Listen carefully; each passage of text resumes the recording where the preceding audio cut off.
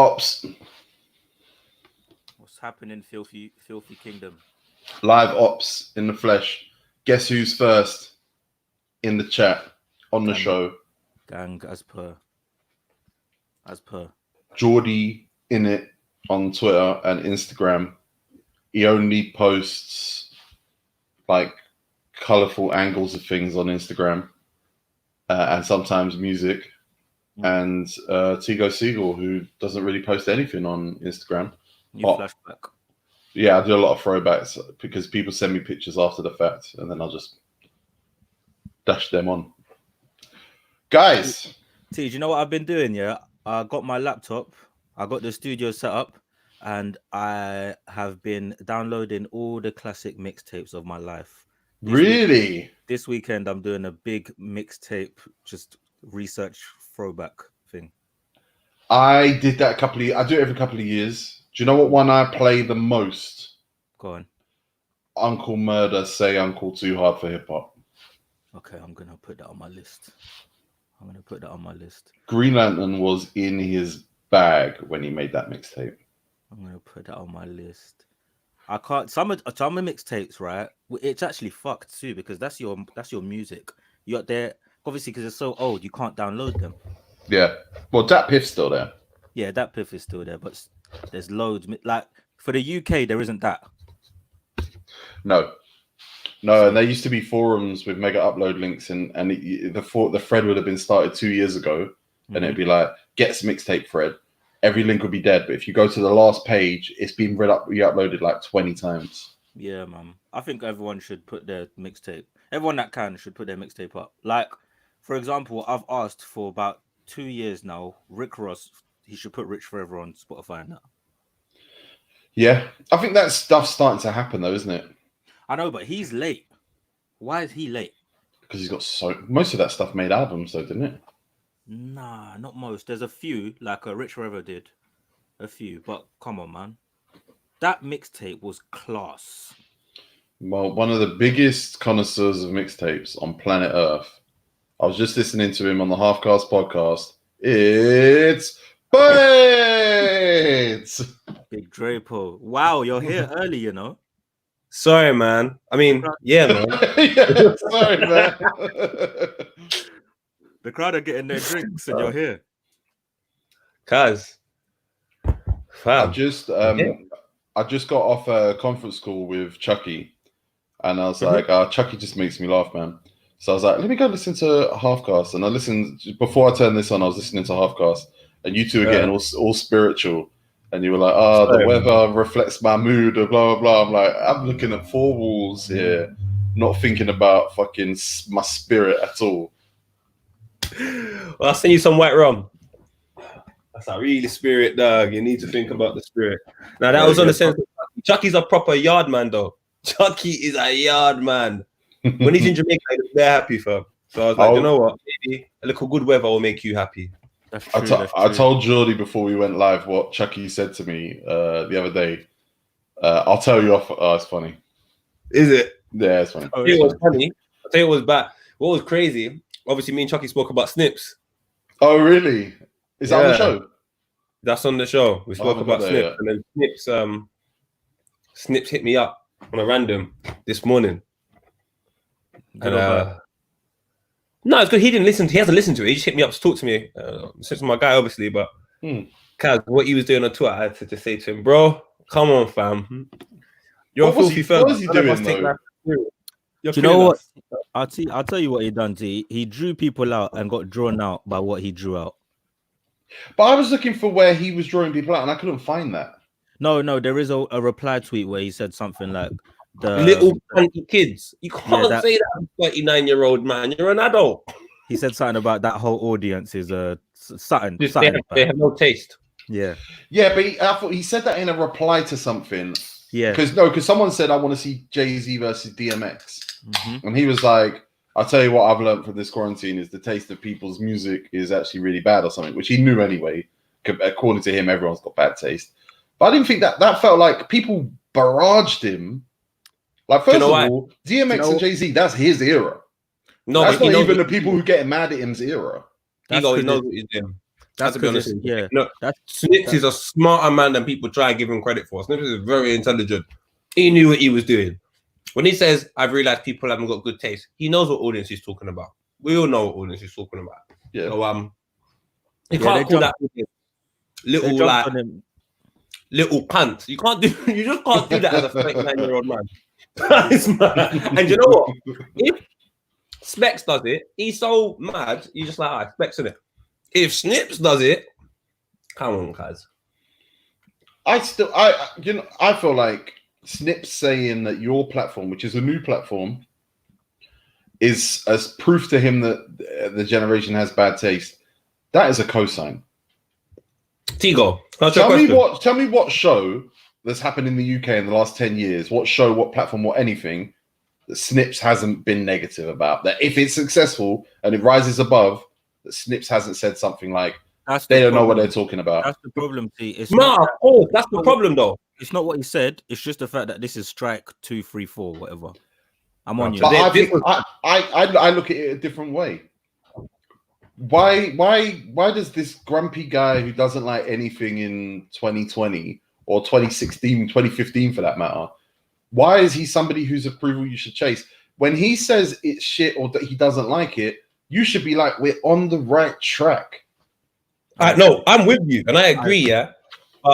I fully agree with T. But where he hit me up, I was just like, Snips, how can you be having arguments and it's everyone else's fault, but you're always having arguments? I didn't feel like that was his fault, man. I didn't feel like that was his fault. So I was like, Snips, you're playing some role in this, you know, cuz if you come and call people little cunts, cunty kids, imagine what your rappers you were talking to. Come on, cuz, and Visions was open. You couldn't go there no more. So he wasn't talking about them, no. I'll tell you where it went left when they called him racist. I said, all right, cool. All right, I'll give it. Yeah, that's when it's that. But that's the whole thing of like, the people he was talking about were the ones who, I don't know, maybe put themselves in a position to be considered cultural critics or cultural tastemakers. When the funny thing with that is I've never met someone who actually moves the culture or has a significant voice in the culture who calls themselves that. But he's talking to people who he consistently argues with, who like to refer to themselves in those terms. So when he says that, and then it turns into this guy's racist thing or this guy's not allowed an opinion thing. It's like, fuck, man, you jumped to the bait that wasn't even there. But both of them are not clear, Tigo, because they're both not clear. Neither party knows what the hell each party's talking about. They're gonna see it in really weird ways. I just kind of see that, man. They're all too upset. Ultimately, the thing I not to dwell on it, but the thing I take from it the most is, do you remember when Stefflon Don had beef with IMDb? Yeah, I was crazy. And they got 0 retweets. I'll go away, man. I just honestly, I don't like. I'm sorry. The people that were arguing in their heads, the whole world was watching. But actually, it's just each other watching. There was no retweets. All I will say is this, Tigo. Do you know one thing I like about the Filthy Fellas? We do whatever we want, irrespective of what's happening. This is just the way we are. And if you've got a problem with what we're doing, you're the problem. So I had to look at that and then say, all right, these kids are doing whatever they're doing. They're not actually bothering anyone. So if you keep going over there and cussing them, you're actually going out of your way to bother people that are not actually doing anything to you. Like, that's just weird. I agree. My mentality is that that's weird, bro. Yeah, my mentality is that that's a great platform. They've done an incredible job, and I'm really happy for them. And I think it's great. But at the same time, like, I'm not going out of my way to listen to it or engage with it because it's not necessarily for me. I do think Snips has a right and has earned his right by being a fucking trending topic around a billion different subjects that he's got no information on to come out and say something uninformed about your platform the second he feels like it. Because he's Snips. He's Snips. But I want him to stop. But he's actually smart, you know, Tigo. He's like, when you talk to Snips, the guy is so intelligent. The Snips that I see, I wish the world could, but he just doesn't give that version of himself at all. He's just angry. I know he's smart. I would just argue that if you feel that way about my work, that's fine. Just don't call me a cunty kid. Yeah, but what if you're a Hey, kid? Jordy, do you know what I have to say to him as well? I said, Snips, imagine, yeah, like you're giving your opinion. Let's take Twitter out of the equation and just make it look like it was real life. There's a bag of kids in a school playground doing what kids do. You've walked past, made reference to them without acknowledging them. So you know the ones where you walk past someone and be like, oh, these kids are so annoying. But you're not really talking to the kids, but you're talking about them. They get upset. That makes perfect sense. You've just come and made a comment about what someone's doing and they're not even bothering you. They're having a laugh. And then you have a full-blown conversation about them in front of them, but not to them, cussing them. Yeah. This makes sense why them kids are upset and call him racist, because they're not racist, not calling him racist. Come on. No, he's not racist. But you can't call someone racist just because you don't like them. No, Tigo, it's not clear why he's going at them. And it's not clear. His message is not clear. Their message is not clear. So when people are getting called racist or this or that, it makes perfect sense because no one's clear. So no one knows how they're seeing it. So if if Snips was just a little bit more clear, they wouldn't call him that. Listen, I would agree with that, except that it's 10 years of him spraying shrapnel everywhere, pissing everyone off, and ultimately people getting upset, and then a month later, everyone going, Snips is funny, man. Snips is funny. I love him, but I don't think he likes it. I think yesterday, he does. I realized he doesn't like it fully. He likes it to an extent, but what happened a couple of days ago, he didn't like it. I could see he didn't like it. I was like, Snips, be honest, did you like it? He's like, no, I didn't like that. But then stop talking. Simple. He had kids threatening to beat him up. He lives in New York. Go away. He was like, I'll beat him up. I was like, I know, like, Snips, you would punch up most of these kids because they're kids. I imagine you would, but just don't argue with children. Just leave them. I just think Snips is hilarious, and I want him to continue to pass ill-informed comments on things he doesn't, that he shouldn't have to care about. I want that forever. Life's better than that shit, man. Snips is from quarantine, man. Quarantine's crazy. You can read too deep into everything. Maybe I should delete Twitter because even Twin tweeted something today. I was like, raw. Really? Everyone's going back. Yeah, he tweeted something crazy, bro. What did Twin tweet? Say it. I was like, raw. Everyone in the comments asking, I'm wearing Oregon Ducks. Shout out Chip Kelly. That's why I got this, even though Chip Kelly's UCLA now. All you Americans know what I'm talking about. No one else does. Everyone yeah, that's it. But my man said the egos of some people behind the music, the egos of some people behind the scenes in the music would make you think they sung the songs, or anyone would pay to see them on the stage. No one goes to the restaurant because of the plates and cutlery. It's obviously important, but you just are there for the food. I loved it. Eat and relax. I loved it. I saw that and I thought that's fantastic. Yeah. It's true. It's true. It's a bad boy gunshot tweet. That's cold. It's true. Do you know what? It's because everyone's sat back at home, but still has ego. They're almost dormant, but their ego is still on full time. So when you're seeing things happen and you're not a part of it, you probably have something to say, and it might not be nice. FOMO thing. Yeah. It is weird. I think that there was a whole period where artists in this country couldn't make enough money to be consistently releasing and controlling their visuals to a high enough standard and all that stuff. And we needed more personalities with voices, and I remember there was a big push for tell us who the A&Rs are and tell us who the executives are. We don't give a shit about that stuff, but there was a whole generation of people who felt like being in the music industry was the coolest thing in the world because being an artist but didn't pay enough, the lifestyle wasn't cool enough. And then now we got this point where there's a whole generation that grew up thinking their opinion on everything matters and their perspective on everything matters. And people in the music industry are managers, people who are agents. They figure themselves as the artist because they've been told to brand themselves and brand their personalities and brand their association with the artist. It has made this noisy, like, generation of people with no talent, no musical talent at least, trying to push themselves to the front of the conversation. Half the people that do that, yeah, are all not from this thing. It's a weird one. So like half the people I know that love this thing, like for example, Tigo, you're from the hood. So you having an understanding of how this works and all of that It's just second nature. You didn't even need to try or do no research. You're from the hood, you know everyone, you know the thing. Now, if you're not from the hood, that means you have to go and do bare research about the music and the lifestyle and all of that. And then you might even be more informed than me. And because you're more informed than me, you feel the need to prove it all the time. But these times, I'm not going to prove what I am.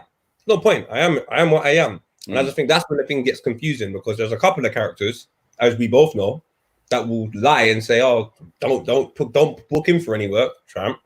And they just all of a sudden they feel like they're more important than everything that's happening.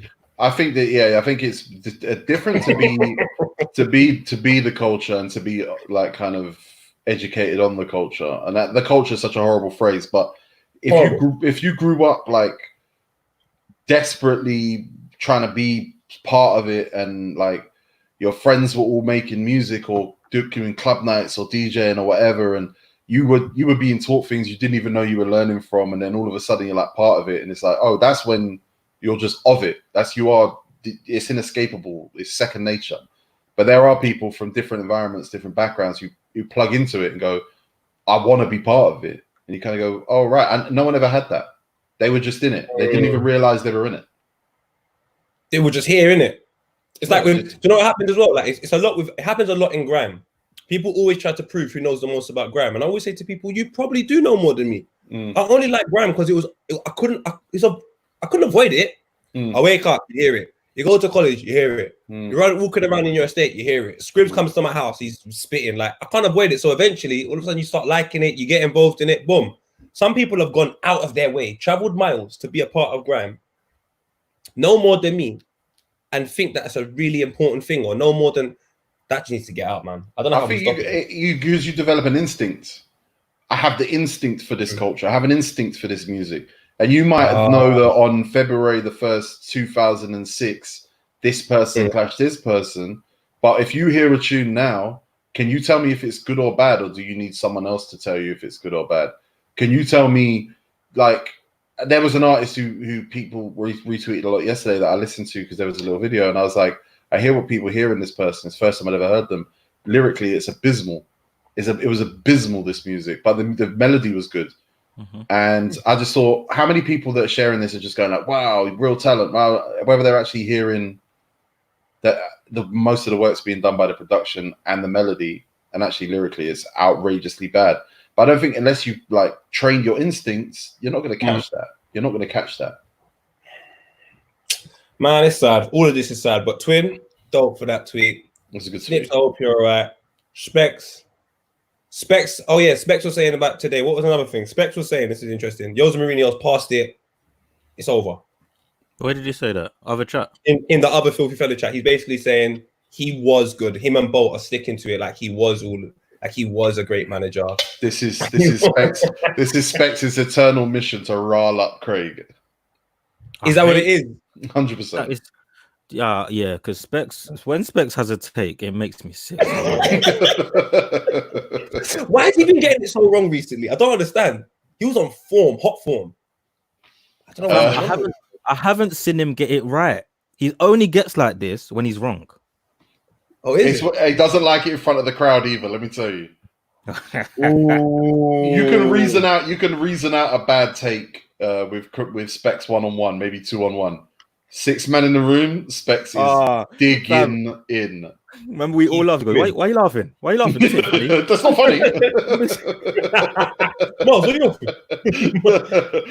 he got angry. I said to him, when I said to him, who's better, Kevin Phillips or Thierry Henry?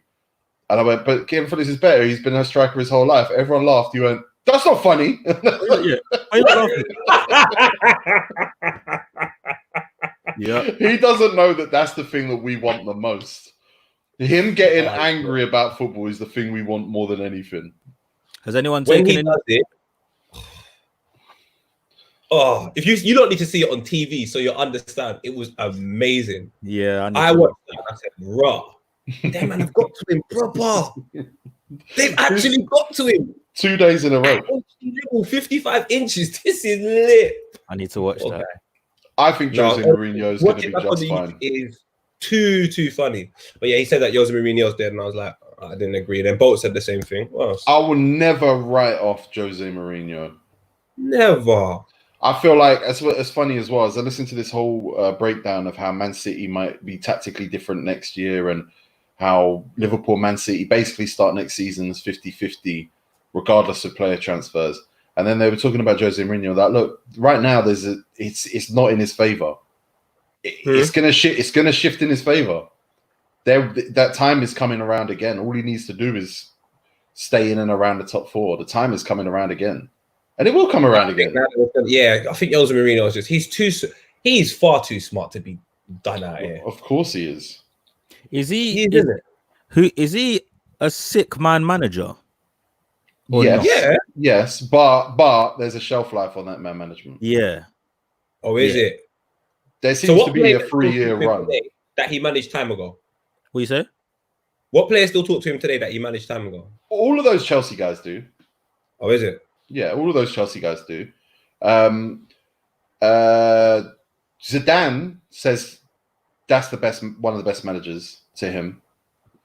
Zizou. Yeah. So I listened to a whole thing about Zidane yesterday as well. Harry's here. Come on. Hey! Hi, guys. Problem starter. Yeah. Start and leave. Let me put my light on. Hold on. Start and leave. But I listened to the thing about Zidane. Zidane is more like influenced by Lippi and Juventus and Mourinho than he is like creative ball playing coaches and that. When you said Lippi, I thought you meant... Lippi. Fam. Lippi's one The of my guy with favorite the grey rappers. hair and the glasses was just completely out of my head. All I could see was a man. Imagine it was Lippi that Zidane was inspired. That would be lit. It makes sense, though. Zidane watches for the culture. Especially for Yes, I was to tweet that. Zidane watches for the culture. Oh, this is lit. Oh, Harry, look what you've done. John Bass says, smelt Harry's breath as soon as he popped up. Go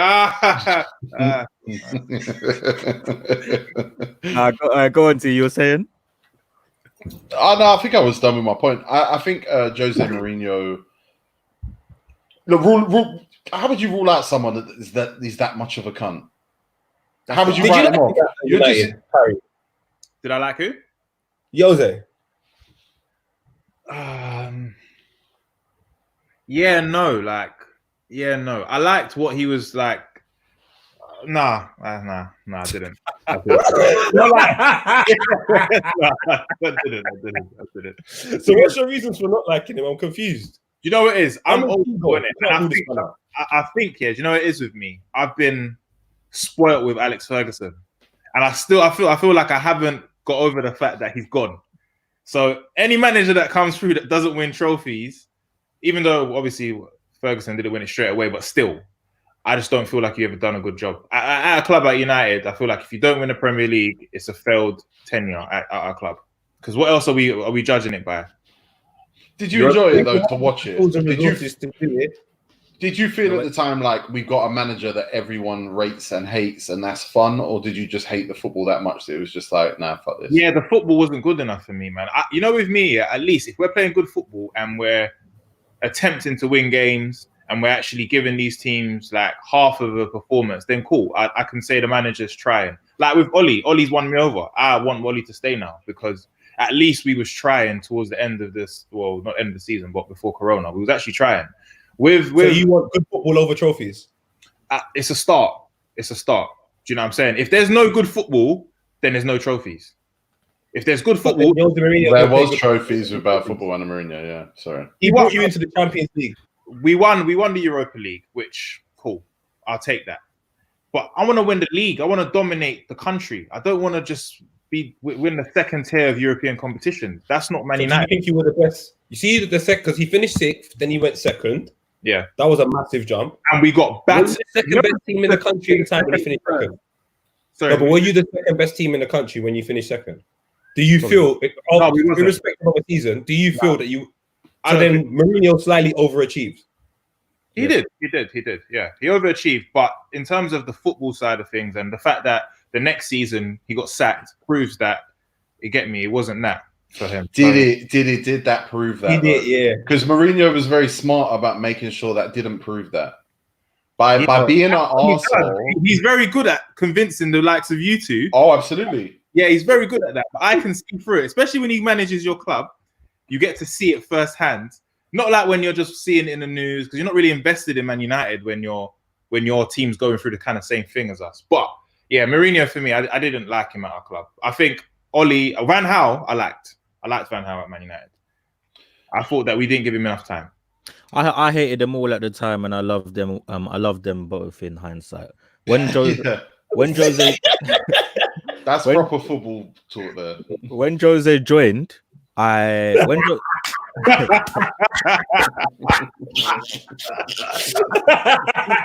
Sorry, Jordan. Go on, Jordan. He's fuming. He hasn't even done. Oh wait, no. Specs. You know what the topic is? No, what is it? Jose. Your microphone. Make sure your microphone's pointed at you. Can you hear me? Well, when you scream, yeah. Is it pointed at you? Yeah, it's here. It's right here. Okay, it's just a little bit quiet. Is it? Okay. Yeah, go on. Yeah. So apparently you've been riling up the net with your Jose Mourinho take. Jose Mourinho take. Yeah. Oh, what, the group today? Yeah. Oh. Yeah. Yeah, I think he's lost it. Thank you. I think he's done at it. Thank you. I believe so as well. But me Poet and CM Punk. Poet and CM Punk think that he has the right tools. He's back. Yeah, that's it. How can you think he's done? Ego. I think he's a bit like He's had ego ever since we met him, bro. Yeah. He's like Chip. That's why we loved him. We loved him because of his ego. You're right, but I think he's got too much now. That's I why think- That's You know why what? Yeah, I I think goes up and down. when he had the ego, the fresh ego, he won the Premier League. You know what I'm saying? Won it because I basically ran the Premier League, got sacked, went to Inter Milan, won the Champions League. So the ego was measured. But now, maybe he's a victim of his own success, maybe. Real Madrid's in there as well. There's a return.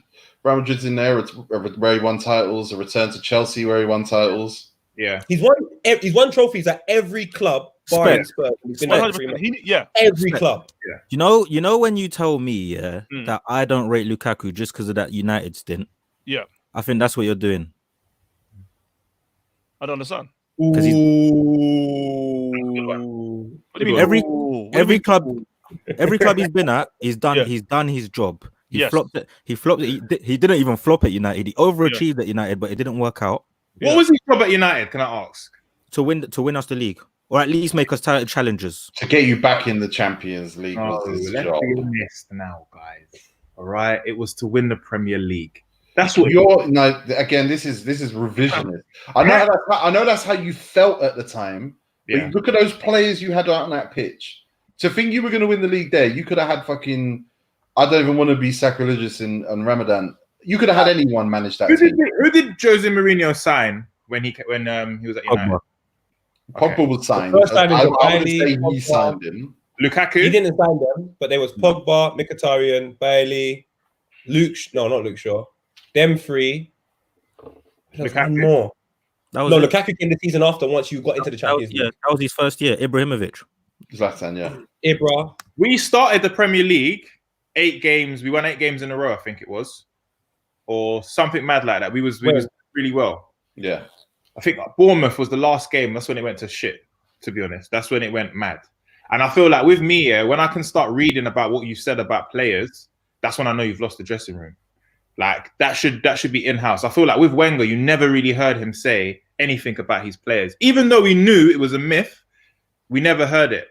With Jose Mourinho, I just felt like it was more about him than it was about the team. You can't compare a man to Wenger.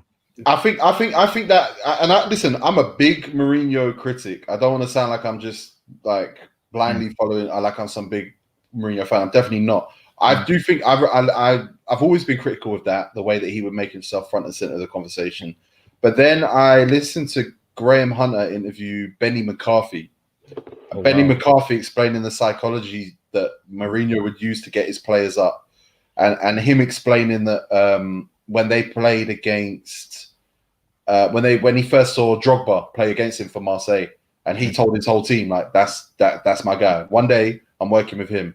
And I heard certain things that Benny McCarthy explained, and I said, you know what? psychologically, if you're not willing to run through a wall for Jose Mourinho, he should be allowed to sell you. He should be allowed to kick you out of the team. And I just don't think at Man United he was ever allowed that. Same thing at the end of Real Madrid. He wasn't allowed to run the team the way. Do you know how obvious it is? It was because he wanted Maguire initially. It was him. I agree. They didn't fund that. Next season he's gone. They fund it. I agree. I agree. Man United, they should be blamed for some of the stuff they done when Mourinho was there. I just don't think Mourinho is going to win anything against Spurs. But that wouldn't be because he's finished. I don't think it's hard for any manager to do that right now. I think Klopp could. I think Klopp and Guardiola could go Spurs. Yeah. Klopp took 3 years. Is it 3 years to win something at Liverpool? Yeah. I don't so think then would Spurs give Klopp 3 years and 3 years at Spurs, and the years that it took for Liverpool to be where they are, it'd be longer for Spurs. Much longer. Maybe, but I just can't see Mourinho doing it at any time. I can't see it. Honestly, I find it confusing because we can both agree. Okay, Man United should never have finished second under Mourinho. They should never have finished second. Are you they saying went from sixth to second? They won 2 trophies, and for some strange reason, he was fired the following season. We'll never know the truth. It is what it is. No, for him to be doubted, it doesn't make sense. No, he's world class. Because think about it. No spam. 1 second, Spec. When did they finish second? 2015. Yeah. I'm going to ask you now. 2015, they finished second. When's the next time you see Man United finishing third, let alone second? Never. Well, the Mourinho couldn't have been that bad because ever since then it's just been and they were. Are you rubbing out Jose because Spurs are shit or because Jose's shit? I think Jose's done it. I think someone who's going to back Miles right now. I'm going to bring someone who's going to back Specs right now. So I've ruined it. Miles, you're 100% backing Specs on this, aren't you? Oh yeah, 100%. What he's done it. Back him. I don't understand. Like we all know what Jose Mourinho's done. That's what there comes a time you need to move on. Like football's evolved. I don't think he's evolved. The question, I'm confused. If forget Spurs, his previous job he overachieved. So why is he done? Because he's won trophies at every club. Is that overachieving? All right, in Milan, Real Madrid, Chelsea, and Man United. So he's won trophies from 2004 to 2016 or 15, but he's done out here. This is confusing.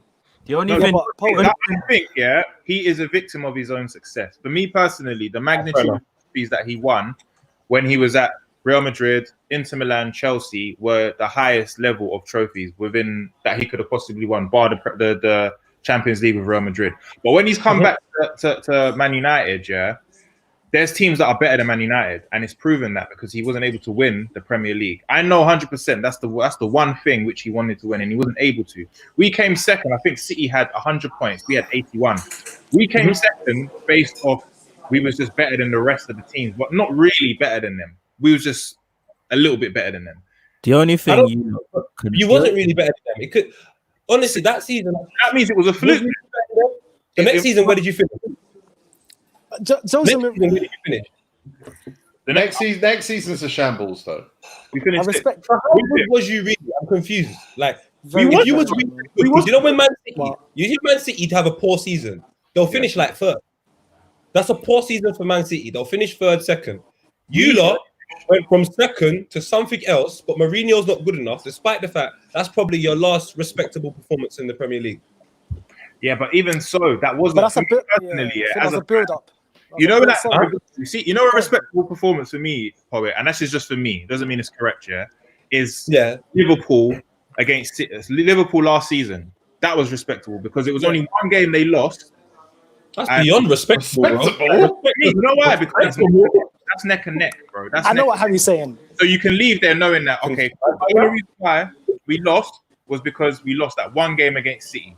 With us, City had won the league time ago. We were just your team was nowhere near their team, though. What was Mourinho supposed to do? It's not respectable if like City have beaten us by almost 18 points. That's not respectable. That's just literally. Yeah, but City have invested too much money in their side. You're not even close. You went from 6th to 2nd, and then after 2nd, you've not been anywhere near it since. So I'm still confused why Mourinho is bad if that's his last performance as a Premier League manager.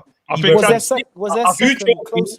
Second, and your team has done nothing since. Miles There's is a Paddy Power advert. Yeah? Sorry, just to cut you off, Tigo. There's a Paddy Power advert with Jose Mourinho, and it's a joke of him second in the Premier League, and he's got all these trophies that he's won. It's a mockery to say that that's an achievement. It's not. We finished second in the Premier League. Well, how many points? 18 points behind City. How do you class that as an achievement when the achievement is? You've got to look at your tools. Miles was about to make a point, I think, which was a smart point. Go on, Miles, make it. I was gonna say, but Jose Mourinho's team when he came second, I think it was more closer to fourth and third than it was first. Okay, so I thought you were gonna make a different point. My point was gonna be they were a lot closer than Man City are to Liverpool right now. I'm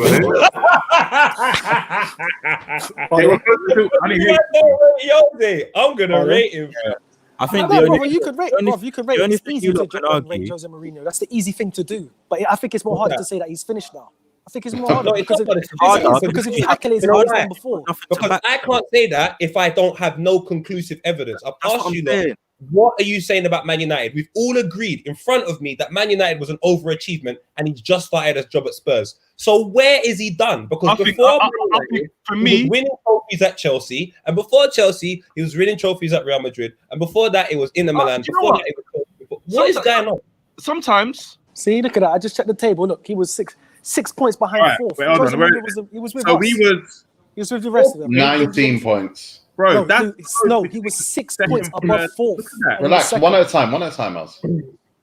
Go on. 6 points above fourth. Where's the achievement in that, please? There's no achievement. Because you're not looking at what you have. You see, Man City's bench, it would have started for Man United. Their bench would have started. What you're doing is wrong. Your bench can start for you the team. Go on, Jordy. You got to remember Jose Mourinho coming second for Manchester United, the biggest club. Go on, Jordy. And Miles is doing that thing again. You're doing that thing again. Man United obsession. You got to remember what he was crying out for. He had nothing. Jose Mourinho's done. It was mad for him to sit there. Tactically, he's done. He's a dinosaur now. Tactically terrible. You can't just say that with nothing to back it up. I'm genuinely how do you figure that he's now tactically terrible? How do you figure that? I just went up. I think the game's evolved. Yeah, I just think good enough. Okay, because bear in mind, we've all watched the coach's voice and seen how he dealt with Barcelona in the Champions League semi-final. That Barcelona team. Hold on. Comes to the same team. When he got robbed. No, it's one at a time. It has to be. Like you're so obsessed with Man United, it has to be one at a time. So it's not Man United. We're talking about Jose Mourinho. Okay, that Barcelona team, which is closer to how like Man City think they play, or less so Liverpool, and it's an example from about 8 years ago or whatever. But tactically, how's he lost it now? So what have you seen that Bruce has lost it now? I don't think he's evolved. With the football, that's okay. You've got no. There's no fact to back that up. That's just you saying stuff.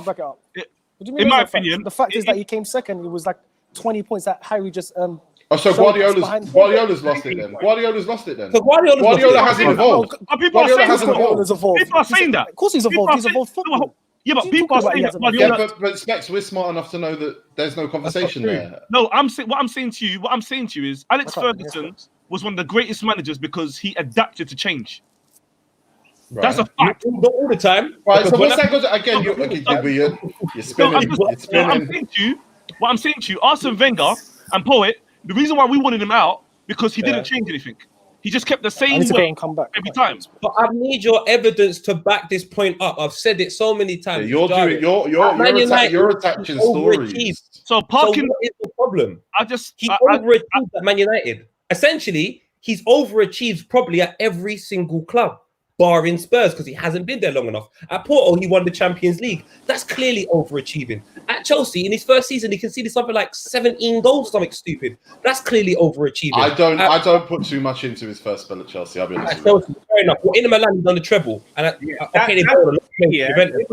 things are big things. So I'm saying to you, at Man United, at the end, the team is shit. Your Man United team was not good, but he managed to finish second.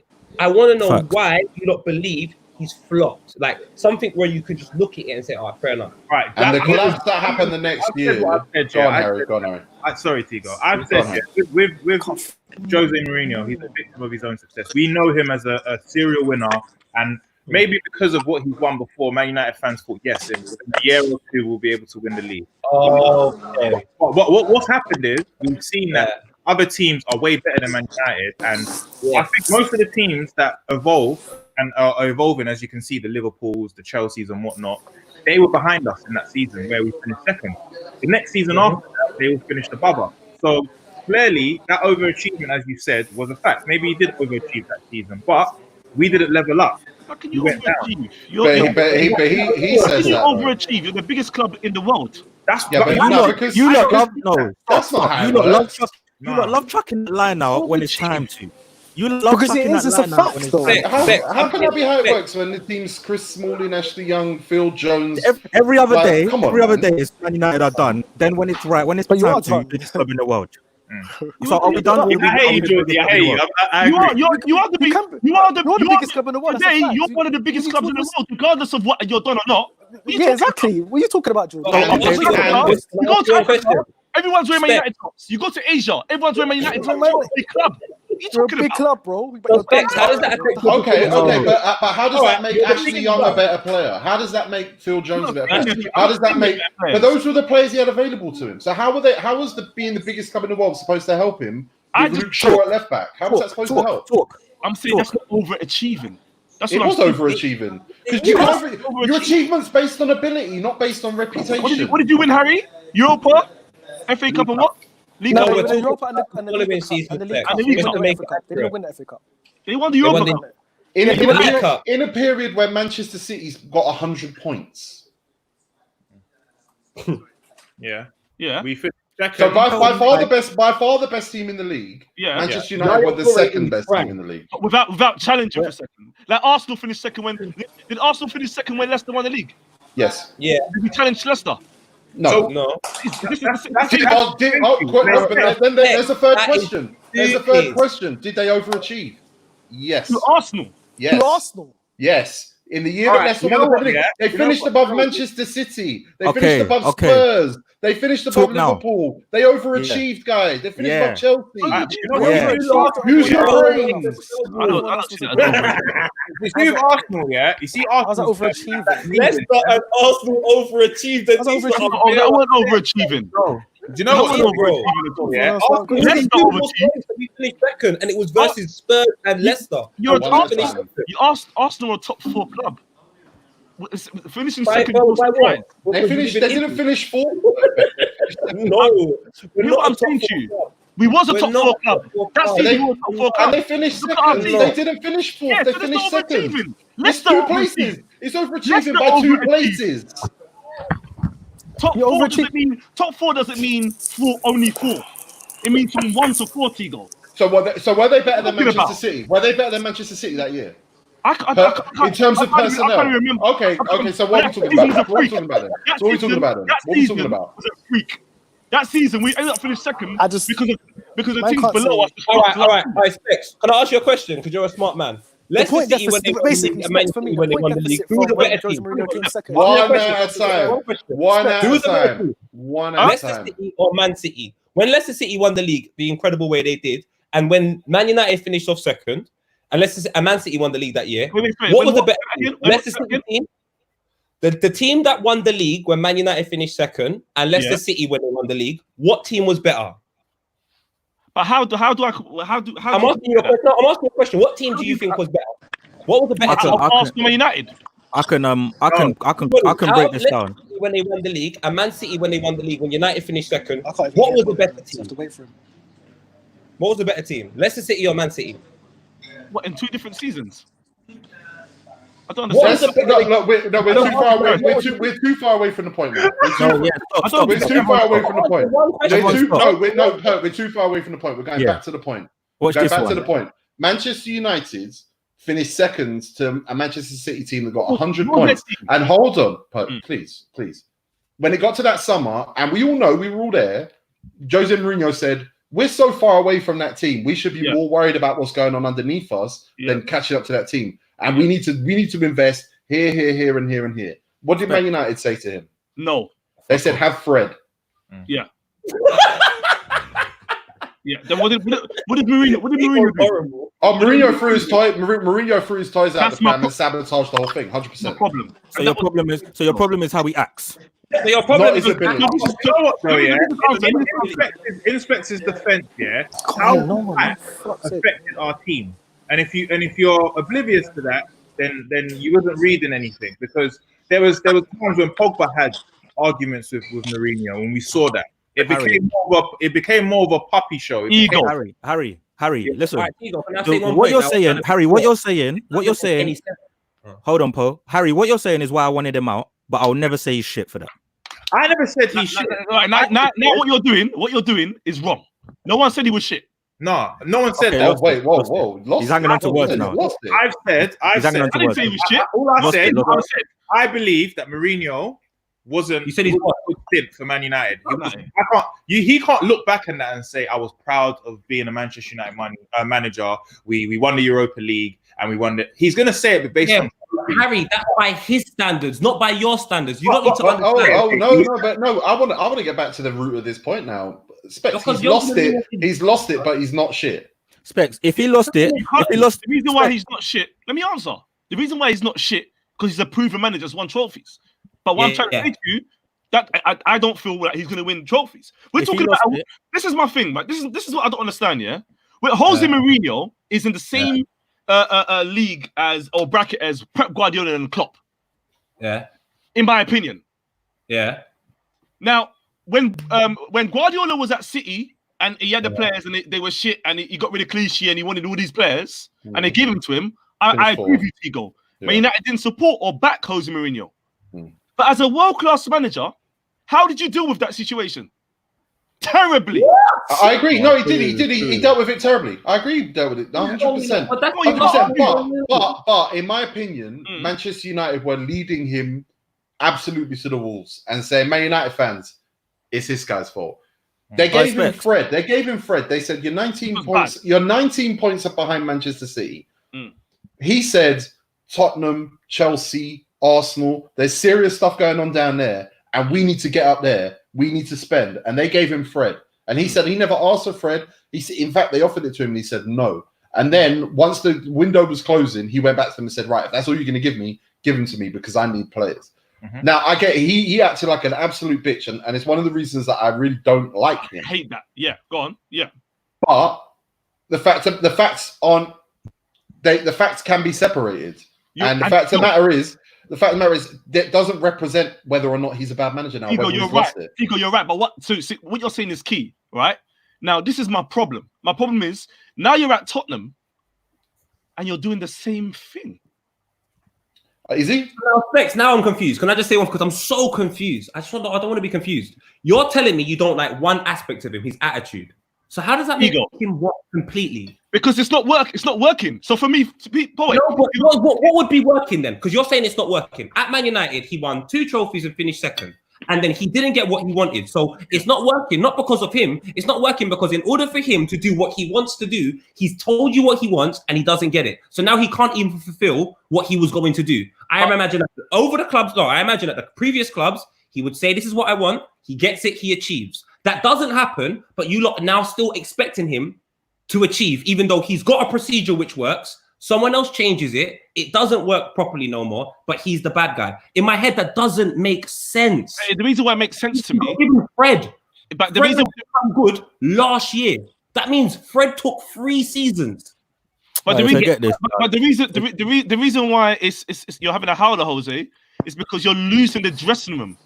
Once you lose the dressing room today in football, it's finished. It's finished. Who did he lose in the Man United dressing room? This is the real question. Who did he lose in the Man United dressing room? Right. Who? Pogba. Okay. Pogba situation. And I agree. Yeah. And now who has Ole Gunnar Solskjaer lost in the Man United dressing room? Pogba. Okay. Yeah. So what does that mean? I'm just saying you might want to look at Pogba's the problem. But then you know what though, yeah? Do you know what? There's been a lot of quotes that's come out of late about what Pogba does for the team. McTominay's come out and said it. Luke Shaw come out and said it. So for me, they squashed their beef, him and Jose. I think that was just 2 big people. You got the best player in the team and you got the manager clashing. That's always going to happen. And I think Jose had to show him that I'm a manager. Fair play. But I just think, with me, my problem with Jose was you didn't deal with the internal situation that was going on in Man United, like internally. You let everyone else know. And once that happened, you lost the dressing room, bro. He can't deal with it. Harry, he can't deal with it. Let me put it into context. Tigo manages all of us right now. I don't like you. Me and you having a problem. Tigo says the reason why we're not performing properly is because this is happening. And he tells everyone. How does that show that the manager? But that's not context. That's not an equivalent context. No, but I agree. Nah, you lot, man. This is crazy. We're arguing right now that Jose is not a good manager. Everyone is saying but the way he lost the dressing room is one significant. trait that is horrible, but that doesn't make him. No, but the way he lost the dressing room is significant. At Real Madrid, he lost it because he fell out with Zidane, and he was like, Zidane, stop standing behind me, stop telling me what to do. And the dressing room was like split, going, I like Zidane, and I don't know. So that's how he lost the dressing room. Can I ask you a question? Yeah, but when do you think Jose Mourinho is going to win his next trophy? Where do you think Jose Mourinho is going to win his next trophy? In Portugal. It's going back to Porto. It's tough, isn't it? Because he's in Tottenham. Tottenham is a club that hasn't won a trophy in a long time. So let's say, with me, I think Jose has gone to very, very good clubs. And like you said, I can't... The most amount of money. Regardless of that, if he's gone and won things... Stop saying regardless, that's a big factor. No, because teams have money and don't win things all the time. Look, PSG have never won a Champions League. They've got hella money. So money doesn't really always give you trophies. However, whenever he's gone to a team, that's just one he ends up getting sacked. And I think that's the problem with Jose Mourinho, because it's not like he's getting sacked because he's winning trophies. The winning thing's not the problem with him, it's him. So you're saying he's got an attitude problem. And he's always had an attitude problem. But now the attitude problem means that he's washed. This doesn't make sense. Do you know what it is? We loved his ego in the beginning. No, his ego in the beginning, we loved it. Jose Mourinho was the guy, the special one. We loved all of that. But bro, it gets to a stage right now where like it's not just about you. And I think that's the problem with Jose Mourinho. It's been more about him than anything else, because we've seen it. There's facts to show that whenever it comes to Jose Mourinho's teams, it's more about him than anything. Yes, but I think he's ahead of. In that way, I think he's ahead of his time. Because actually, the lifespan of a modern manager when he came into the league was 10 years. That was what you wanted from a new manager.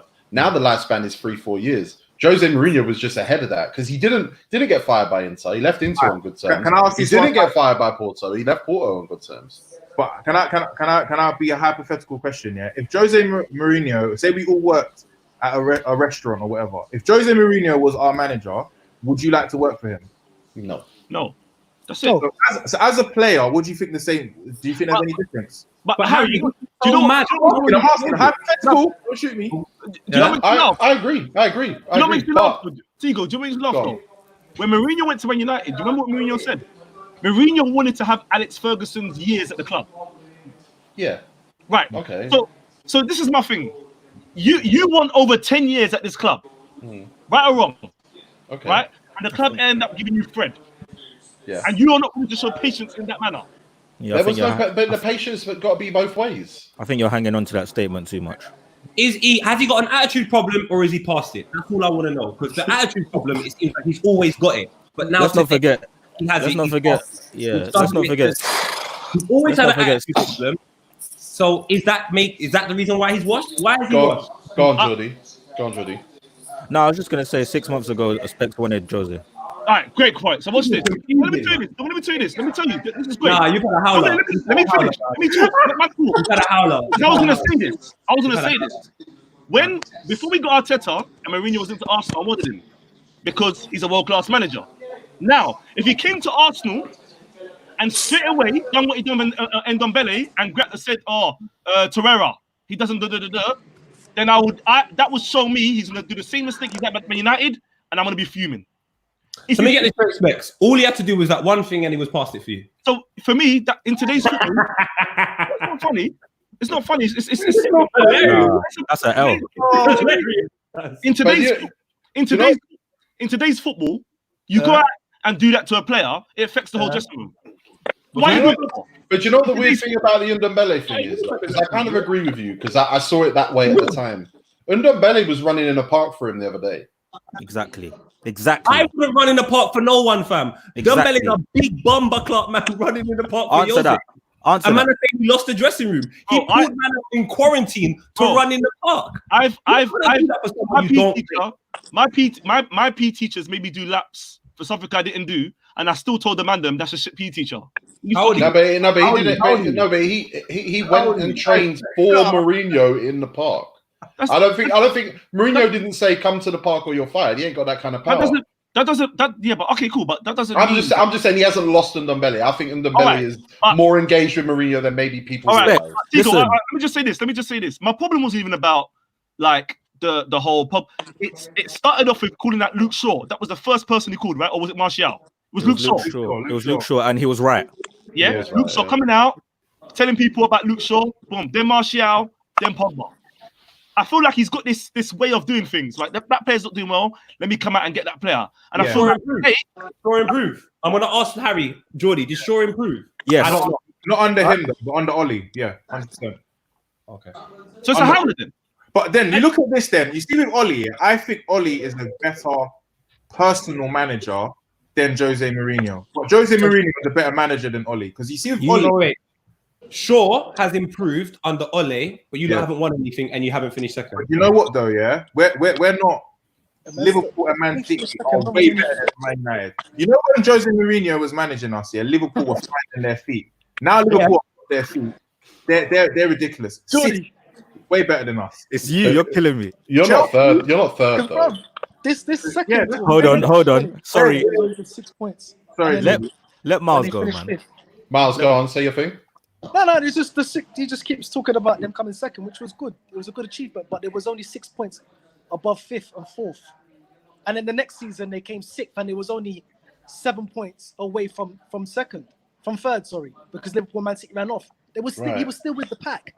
He was still yes, he was. Yes, but Man City, we've just done this. Man City are 25 points behind Liverpool. No, I'm just but Man keeps saying like there is context for all of these. There is context. All right, cool. We're past that, but we're past that. All right, let me ask you a question. Let me ask you a question. Right now, that's irrelevant. How long has Mourinho got to win a trophy with Spurs, in your opinion? I don't know, man. That's really hard to say. I think they've got to show progress. They got to improve. They got to get back to the Champions League. Winning the trophy, that's just a metric that you've evaluated. He has to win a trophy with Spurs. No, he doesn't have to win a trophy with Spurs. That's not true. So what are we saying then? Because he's got to beat Liverpool, this all-time great Liverpool team. He's got to beat Barcelona, managed by Pep Guardiola. Okay, yes, you can. You can also win the Champions League without putting a lot of effort in, as Zidane's Real Madrid have done in the past. Winning a trophy is not the definition of a successful manager when you're talking about Tottenham Hotspur. It can't be. Was Pochettino successful? In my opinion. You lot are rewriting history, man. Yeah, but people he didn't win nothing. No, but he was. But it's okay. But again, we're smart enough to know that people who say that he didn't win a trophy are irrelevant because he was successful. So let's just deal with the intelligence. Tottenham want to win a trophy. Tottenham want to win a trophy right now. I'm not saying what I'm saying is correct, but I do believe Jose Mourinho is a victim of his own success. I think we're very unfair to him because of what he's won and because he hasn't consistently been able to do that. I don't think any manager has been able to do that anyway, apart from Sir Alex Ferguson. And even so, that was only in England. It wasn't able to happen in Europe. So for me, Jose Mourinho is still one of the greatest managers we're ever going to talk about. It's just that he's not the best manager right now. And he's actually... I would say this. I'll put this in historical context. I was so happy when Man United sacked him. I wanted him to be fired so badly because I felt like the whole thing was so toxic, so poisonous. And I was not a fan of his Inter Milan team. I was an Inter Milan fan growing up. I'm not a fan of I'm not a fan of his Chelsea teams. I hated his Real Madrid teams. Yeah, it's true. What I won't deny is his ability, and what I won't deny is that his approach is consistent, and that the things that have changed in football have changed because of him. And there are elements of player power that maybe have taken over a little bit over the last 3 years. That when Pep Guardiola falls out with a player who doesn't like a player, he can shift him. The board goes, fuck it, we'll take a loss. You're more important than him. Same with Klopp, although Klopp doesn't fall out with players necessarily. He didn't have that at Manchester United. If he's given the control of Tottenham Hotspur, who now have financial problems, granted, Tottenham Hotspur will improve as a team, and they'll probably win a trophy because he's that good. He has to win a trophy, though. You lot would have to tell me who he's gone at, because this is what you don't like. Who he's gone at that he was wrong about. Exactly. I think you lot are right in saying Mourinho has an attitude problem, but to say that he's washed, like Spectre referring to, I agree with that. And the reason why I don't agree with it even more, Harry, I'm sorry to say, Harry, I don't agree with it is because none of you lot are looking at the circumstances the teams are in. You're just saying he's a manager, he wins stuff, he has to win stuff, irrelevant of the team's circumstances. I'm saying though, I know. If we was asking Mourinho that test, asking him, what did you want to win when you came to Manchester United? And it would be to win the Premier League. And if you don't win that, then it's failed. It's like, for example, if you go to I would love to have a big house right now, but if I haven't got the facilities to do it, big man, I haven't got the facilities to do it. If Man City are the best team in the league by a country mile and you can't beat them, that's not Mourinho's fault. He just when they came, Man City were the best team. When he left, Man City were the best team. Man City have just stopped being the best team this year, but you wanted him to win the league. No, my thing is though, like Specs alluded to, when he first came, he said he wanted to be here for years. There's a reason why he got sacked, and there's a reason why he wasn't there. Maybe it's performances, maybe it's stuff outside. We'll never know the real reason. But that's fair enough. So when he was employed by Manchester United, there was they had a chance to say to him, okay, cool, well, this is what we want. Can you do this? Do you reckon you can do this? And I'm guarantee you it was to win the Premier League. So if he hasn't done it, for me, that is it's failed. Like, on both parts. Not just on his part. On both parts. What did I say yesterday? I said Ed Woodward fucked up my club. I said he's the one that messed up our club because Mourinho said he wanted XXX players and we didn't get them players for him. So if he doesn't have the tools to do that, then of course it's Ed Woodward's fault as well. How was he a failure? If I say to you, go BBC and do all of these things, but I don't have the tools to do it, how can you be a failure at BBC if you never had the tools? It was a failure. The Man United Mourinho experiment. No one can say that was a good reason because we finished second. Failure. We finished 19 points behind Man City. I believe he overachieved by finishing second. But Man United obviously, But the partnership was a failure. Mourinho was a failure. Man United were a failure. It was a failure. But I don't blame him. Imagine that we're still failing. So there's an argument to be said that it might not even have been Mourinho's fault. It could have been. I just think it's just you lot. Man, you know what? Ferguson left you lot in a really shit way. In a really, really, really, really shit way. Like if Ferguson just left you some players that needed 2-3 seasons to just, and then they'll push on, it would be great. He didn't leave nothing. He left a bag of men that were walking out. And because of that, you had no future, you had nothing to look forward to. So you had no team. But in such a short space of time of Ferguson leaving, Moyes coming in, you man finishing off 7th, crossing 66 balls in one game against West Ham.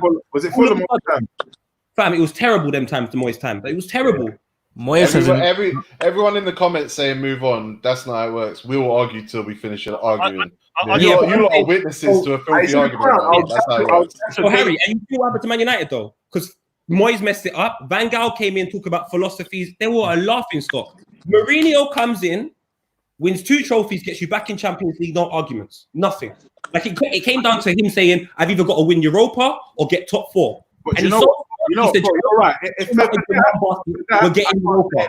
They won Europa, went to Champions League, got Lukaku. By the third, finished second. By the third season, Donny's talking about wanting these players. Man United to him, and then he leaves.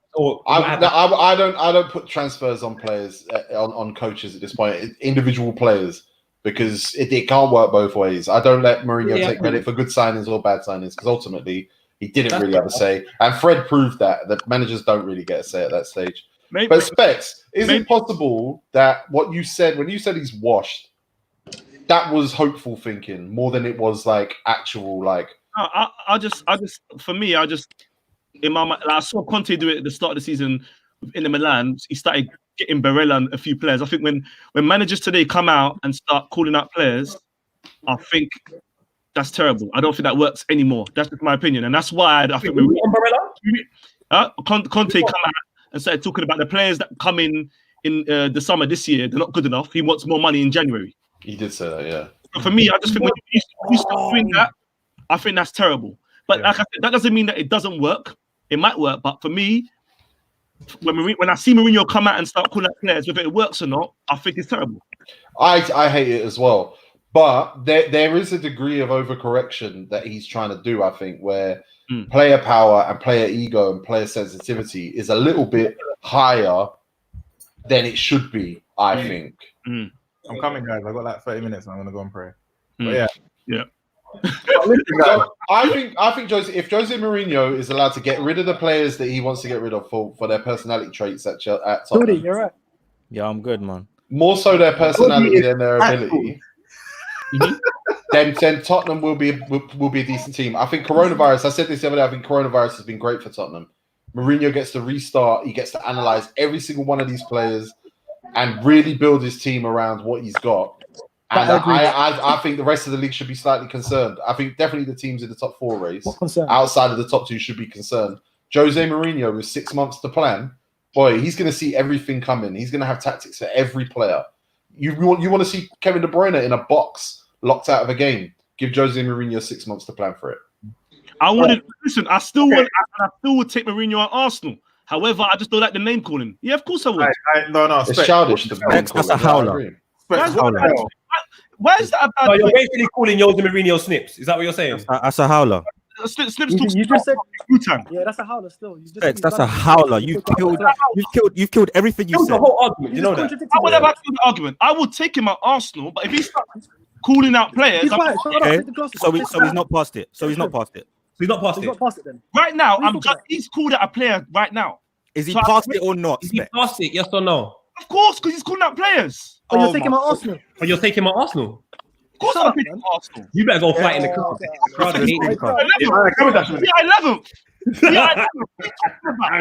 Everyone needs to start throwing stuff at Specs. That's a stinker.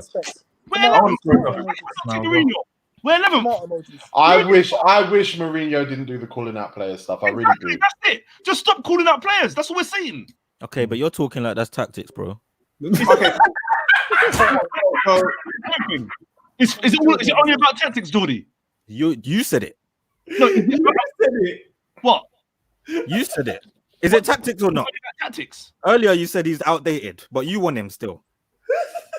No, I'm talking about him calling out players. But you said he's outdated earlier, but you want him still. What? You've confused yourself. What you? Yeah. Wait, hold on 1 second. Are you playing a voice note? Is he playing a voice note? You're saying I said it here? No, I'm saying what you said. Listen, the crowd were here. You said he's outdated. What do you mean about tactically? Tactically, I hate his football. I hate it. I hate his football tactically. You hate his football tactically. You think he's outdated. All right, so Specs, what does this comment mean? What does this comment mean? Because you're changing, saying too much. What does this mean? What does this mean? See that Jose there? It's gone. He's done. You see that video? I've watched that video so many times. That Jose is gone, man. But you want him at Arsenal, but that Jose is gone. It doesn't Listen, make forget that. No, I think he can stand on that side of being like, I hate his man management style, but still rate him as a tactician. No, I think that's fine. Hugo. I just think if you're using Ndombele as an example, I think you might be wrong because he opted to leave his house and run for him in the park. That's what I'm saying. Put Jose Mourinho at Arsenal right now. The way Arsenal are playing right now. Do you not think he's going to call out your players, Specs? He'll call out your fans. He'll call out your fans. Call out everybody. There's more players for him to call out. Harry, Arsenal 11th. Call them all out. Spurs are like 9th, though, right? Where are Spurs? What you got to understand is Arsenal, at Arsenal today, I will take anyone because that situation is so bad. I think you've got a good manager, though. I don't know why. I think you've got a good manager. Text. I think Arteta is a good manager. I was going back to what he was saying when I wanted a Mourinho before Arteta. Okay, but before that, you said he's tactically outdated. You said that in here. Yes, I know he's not having it. But you want him. It might work in our situation. We're 11th, Jordy. We're 11th. How's that going to work? That means he might go down from 11th to 15th. He might go to 15th then if he's tactically outdated. What's going on? I think Jose Mourinho in charge of Leicester, Tottenham, Arsenal, City, Liverpool, Chelsea. Maybe that's the end of the list. Maybe Wolves. I think he finishes. Full season. I think he finishes top 4. Exactly. That's it, Jordy. Oh, don't say exactly. Don't say exactly because you should have said that. He wins the league with Liverpool or City, though. Jordy, if I'm in the top 4 right now, I don't want Jose. So basically, you're saying next season Tottenham's coming top 4 then, Tigo. Is that what you're saying?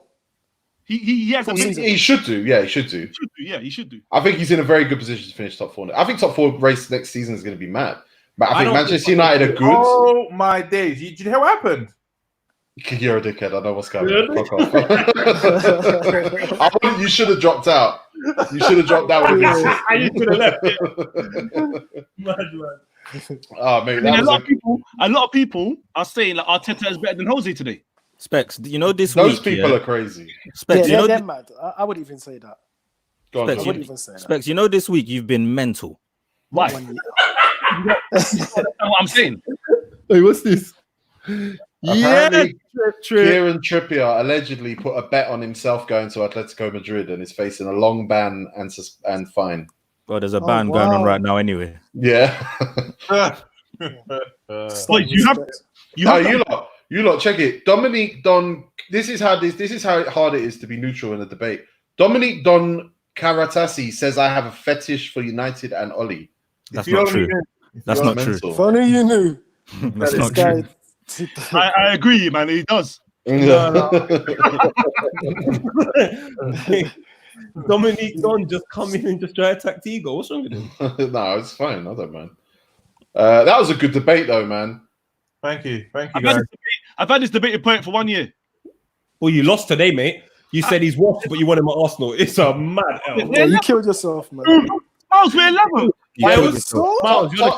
Tottenham were 14th or whatever when he Never took wanted over, Jose right? Mourinho. I don't care. I've never. Miles never wanted Jose Mourinho. Miles was always very anti-Mourinho. Yeah, it's true. No Miles way. was Miles. No Yeah, way. Miles. No way. Every little That kills you. That kills you. Miles. He must be shit to Miles, buddy. No, Huh? bro, I respect everything he's done. We all do. I respect him, but I just don't want him at my club. I don't like his football. You don't like him, do you? I just don't like him as a manager, but I respect him. I don't like him as a manager. Respect it. I don't His want man management. His man management. Cool. Not for my team. I ask you because you're a Man United fan. Would you have given him more time? Oh no, I wanted him out. Okay, cool. No, I wouldn't have given him more time because it was collapsed. It was over. I wanted him out. It was finished. And also, I don't think he wanted more time. I think he wanted to leave in spectacular fashion. Do you lot remember? Mental. You lot remember his last game? It was against Liverpool in the rain. Pogba sat on the bench whole game. Yeah. And we died. I think it was 3-0, 3-1 maybe. But do you remember when you were losing to Newcastle and Pogba cried? And Sanchez scored the winner, yeah. And it saved his job. Oh yeah. No, yeah, that's a different game. Yeah. I'm talking about when Pogba cried on the bench. I remember when Arnautovic scored in my boots. Mad against United. It's mad. That was good. That was beautiful. Fuck off, man. Hurt my heart. That was beautiful. Can I ask this question? Because it's supports kind of the same team, yeah. What was your worst experience as a fan of your club? Me. Everyone, yeah, go on. Bro, I've had a hard 7 years, bro. But let's pick one. No, but yeah, low point. All right, it would have to be when Sevilla took us out of the Champions League. Oh, that was hilarious. Oh my lord, that was horrible. Who was it? Was it Ben Yedder? Oh my God, Ben Yedder. Ben Yedder. You couldn't convince me. You couldn't convince me that Mourinho didn't do that on purpose. Specs. Jose parked the bus at home first leg, went away, and we died. Was it? Is it Ben Yedder? Yeah? In the next round. Who did they face again? Who did Sevilla face in the next round? I don't even remember, blood. Because they did something though. Yeah. For me, I would say, believe it or not, it wasn't 8-2. When I was an Arsenal fan, it wasn't 8-2 Man United. 8-2. I thought that was character building. For me, it was actually Birmingham City in the League Cup final because I didn't want to win it. I didn't want to win it. And then they did that. Because you pushed your captain's head, didn't it? That crushed me. I think for me, that 6-1 at Old Trafford was when I realised that that's it. Man United are finished. We're done now. That was a bad time, bro. That was bad. The beginning of the end. If you actually deep it, our team was not to say we could match City, but if we had drawn that game or we had won 2-1, then it would have been a respect. It would have said, okay, cool, that's a good man. We got absolutely battered. Like, remember David Silva's pass to how Dzeko? dare Balotelli take off his thing and say, why always me? And it becomes a meme. Like, how? That's the worst. That's the And worst. more recently is when Everton came and just badded us up. I don't know how that happened. What, the 4-4? The 4-0 or something.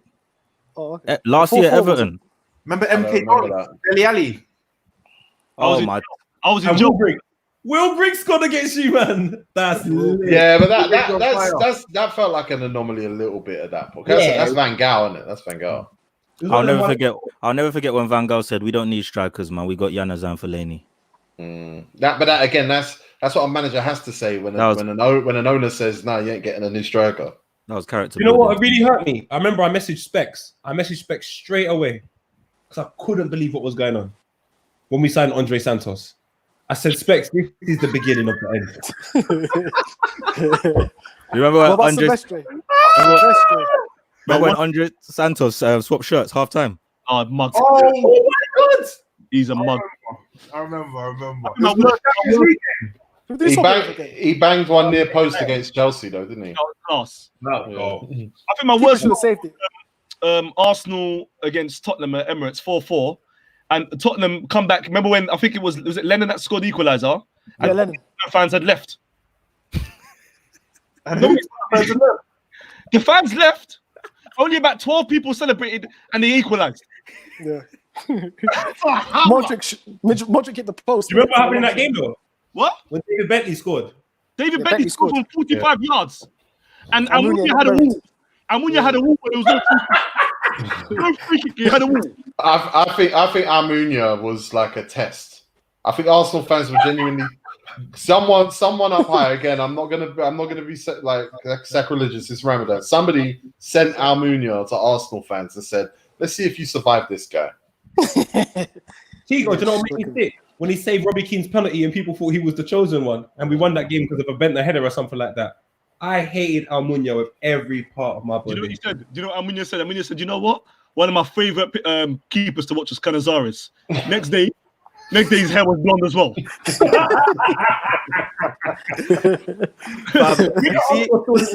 Now, him and Frey. Sebastian Frey. You see me, I'm too much of a pessimist. So when things happen, like James Wilson scores a goal. Now Man United fans are saying he's next Rooney. I'm like, nah, it's not gonna happen then. James Wilson. Oh my God, the poor lad. Where is James Wilson now? Wigan. He finally left. I forgot where, but do you know what I think? I think for time, minute, Geordie. Marcus Rashford killed his career. Yeah, he did. Yeah, he was supposed to play that game. Marcus Januzaj Rashford. got on my nerves a lot, man. He's at Salford. Oh my God. Really got on my Oh, nerves. wow. That's a big FC. dip, boy. That's a Oh dip. my God. He's just And he's 24 years old. Do you know who else is at Salford? Who? Oh fuck! Oh, I've forgotten his yeah. name. What's his name? The Sunderland Irish midfielder who got drunk. Darren Gibson. Darren Gibson. No way. Salford Yes. got a team. Salford are alright. Where are they? Salford? No, but as a football player, that must depress you, man. Yeah, Nah, he of course. course. texted Neville, said, "Bro, I'm on my knees. I'm on my fucking feet. Oh, I'm on my knees." Hey, Salford are really in League 2, you know. Yeah, No, they're not. No, they're not. No, they're not. they are. They're in the football league. Shit. League 2. They're in League 2. They're third in the National League. Is it? Nah, they're in. Oh no, you're right. You're right. Promoted Yeah, by they're in League playoffs. Yeah, you're right. Yeah. I was like, raw. I'm looking at it. Almunia. Man said Almunia. What a keeper. He was shit, man. What a keeper, mate. Yeah, Him he was and terrible, man. Baby. What a- Which player terrible. Which player for your team tested you the most as a fan? Denilson. No. No I didn't way, now mind it, it doesn't work that No bad. way. He weren't Oh, that what do you bad. mean? What do you mean tested me in terms of like your This guy's just I can't get with He's him. pissing you off. He's pissing you off. It's definitely not Denilson. Do you know how much we've Not had? Denilson. Sorry, no. I thought you meant something else. Testing me every day. I thought it tested the other way because I thought Denilson was gonna be sick. Sorry, my bad. There's so many stuff I asked. Mine is Phil Jones, and he's winning. On my mum's life, Man was I was going Senderos. to say Phil Jones, but then also, He's for one beating me. reason only, I still, Geordie, you've said the same thing to me. I still want to know what Danny Welbeck was thinking to try and lob Manuel Neuer in that one-on-one where you could have. Oh my days! Old Trafford. I don't know. Danny Welbeck. Them. Danny Welbeck was a pleasure to watch every time he stepped on the pitch. You lot chatting shit. Do you know what? Yeah, I think Danny Welbeck did that because he knows he's shit at finishing. Yeah, I agree. Know what I'm saying? He looks like he was the most awkward football player to watch at some time. Nah, He but scores that, listen, he'll when he broke changes out, I the thought he was next. That's what we all thought. And then when reality hits you, it really hits you. You His see, debut goal was crazy. it's like as well. Tigo and Specs. If Tigo, Specs, and Poe, if they go like this, their vision can be a bit blurred. But you see the minute they go like this, that's reality. I remember when It was with Welbeck. Welbeck was class. I love Welbeck. Do you know I've who always liked frustrated him. me? Diego I've always Forlan. liked him. Oh, he was a flop. Oh yeah, he was sick. He was a flop at them. Yeah. Yeah, He was a he flopper, frustrated. Atletico Madrid. I went mad. He went mad. So Yeah, that he was went mad, fine. The K-Dog, Man was Felipe Senderos, man. Senderos was terrible, bro. No, he was just Drogba. He was terrible. It was just Drogba. He was terrible, bro. I don't think he was that bad. Yeah, it was He was bad. Him, Pascal Sigan. Senderos wasn't really that bad, you know. It was Drogba. Drogba ruined him, fam. Yeah, Drogba ruined him, but he weren't good. But who did you I see? don't understand Who how did we you get see by. in your shirt, in your team's shirt, at the beginning of a game and just go, "Oh, for fuck's sake"? Do you want me to be honest with you? In their latter stage of their career, Theo Walcott, I was past believing. I always liked him. I always like Because Walker. I always believed he could get a goal for us. So I wasn't that bad. Not in the last season, bruv. Not when he got sold to Everton, but that season that he just irritating. Like It was just all- Europa League mostly that year, isn't it? I can't lie. Walcott was an amazing player to play against because you know he's not going to do nothing. Lumos says Abue. No, man. Abue, if you were in the stadium back then, He man was was singing, hard. He was in Jamaica. What are you talking about, bro? we were singing, it was "You're only good. here to see Abue." Abue was worth the admission fee alone. Yeah, he was good, man. Abue He was a good rider. What his Very antics good. when he got sent off, or his antics when he done a tackle that he didn't think was a yellow card alone was enough for me to say he's a legend. Proper. Tough. He's sick. Against Hull, he got subbed on and subbed off. How can you go? Right. Easy. Did you ever see? Do this? They go. Did you ever see the video of him when they won the league at Galatasaray, and someone's trying to interview him after the game, and he makes him interview him laying down on the ground, and he doesn't speak Turkish. He does the whole thing, and it's funny as fuck, man. I love Abue. I'll always You know love what? Abue. It's gonna have to be Yaya Sonogo. I think Sonogo, when he started against Dortmund, Never and that, started.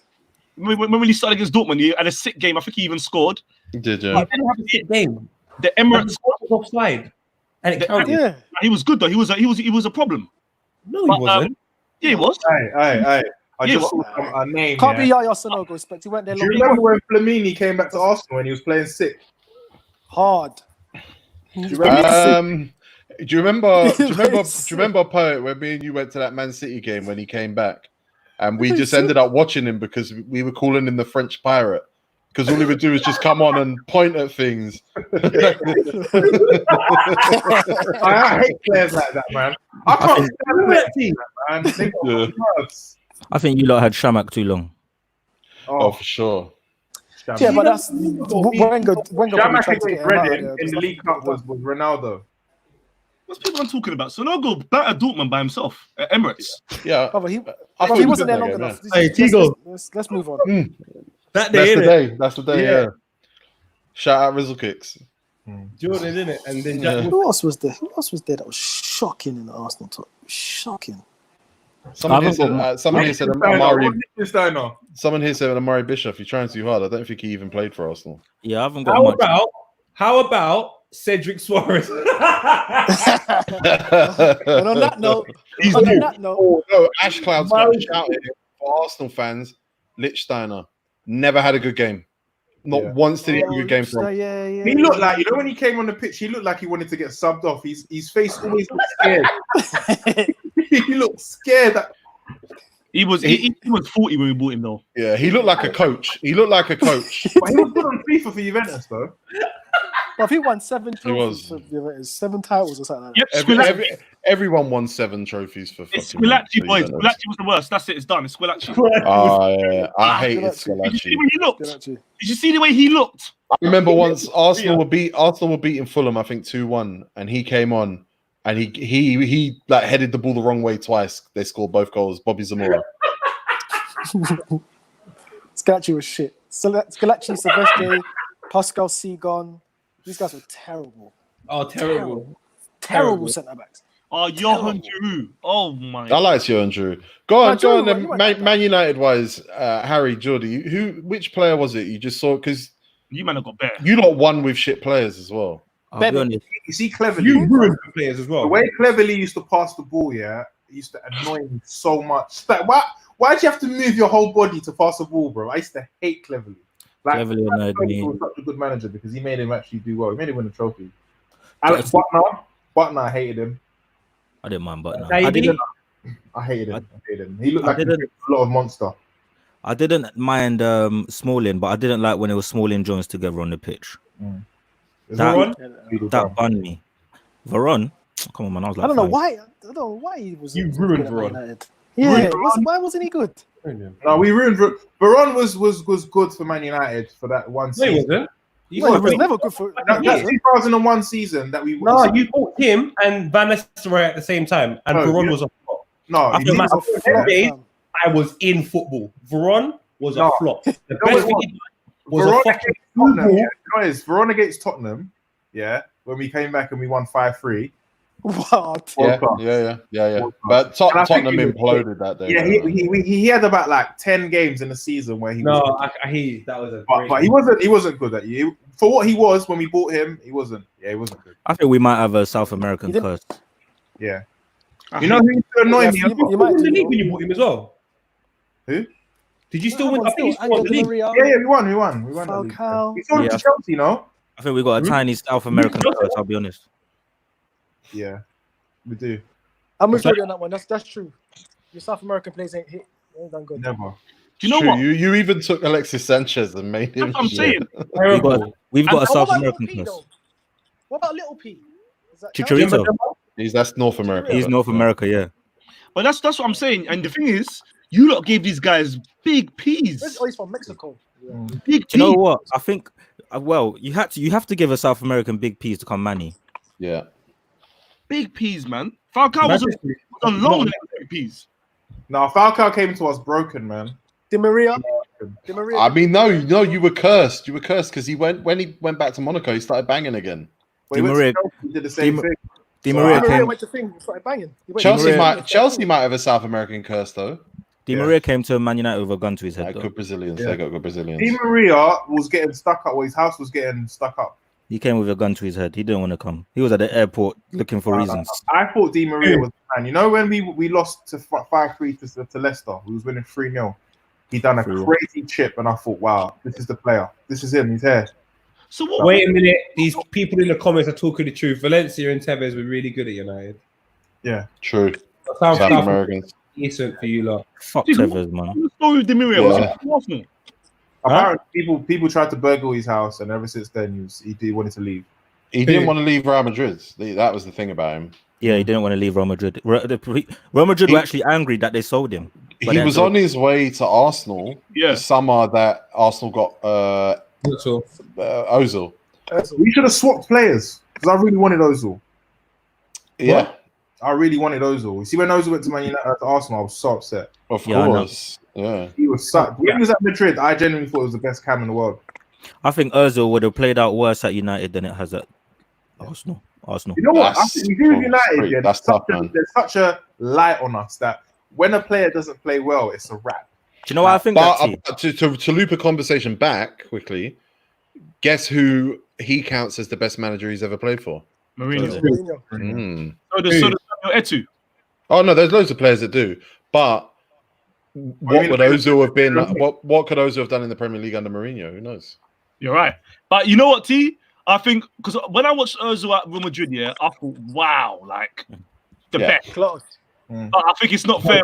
He's come to Arsenal to play behind Giroud. Yeah, it's ruined everything.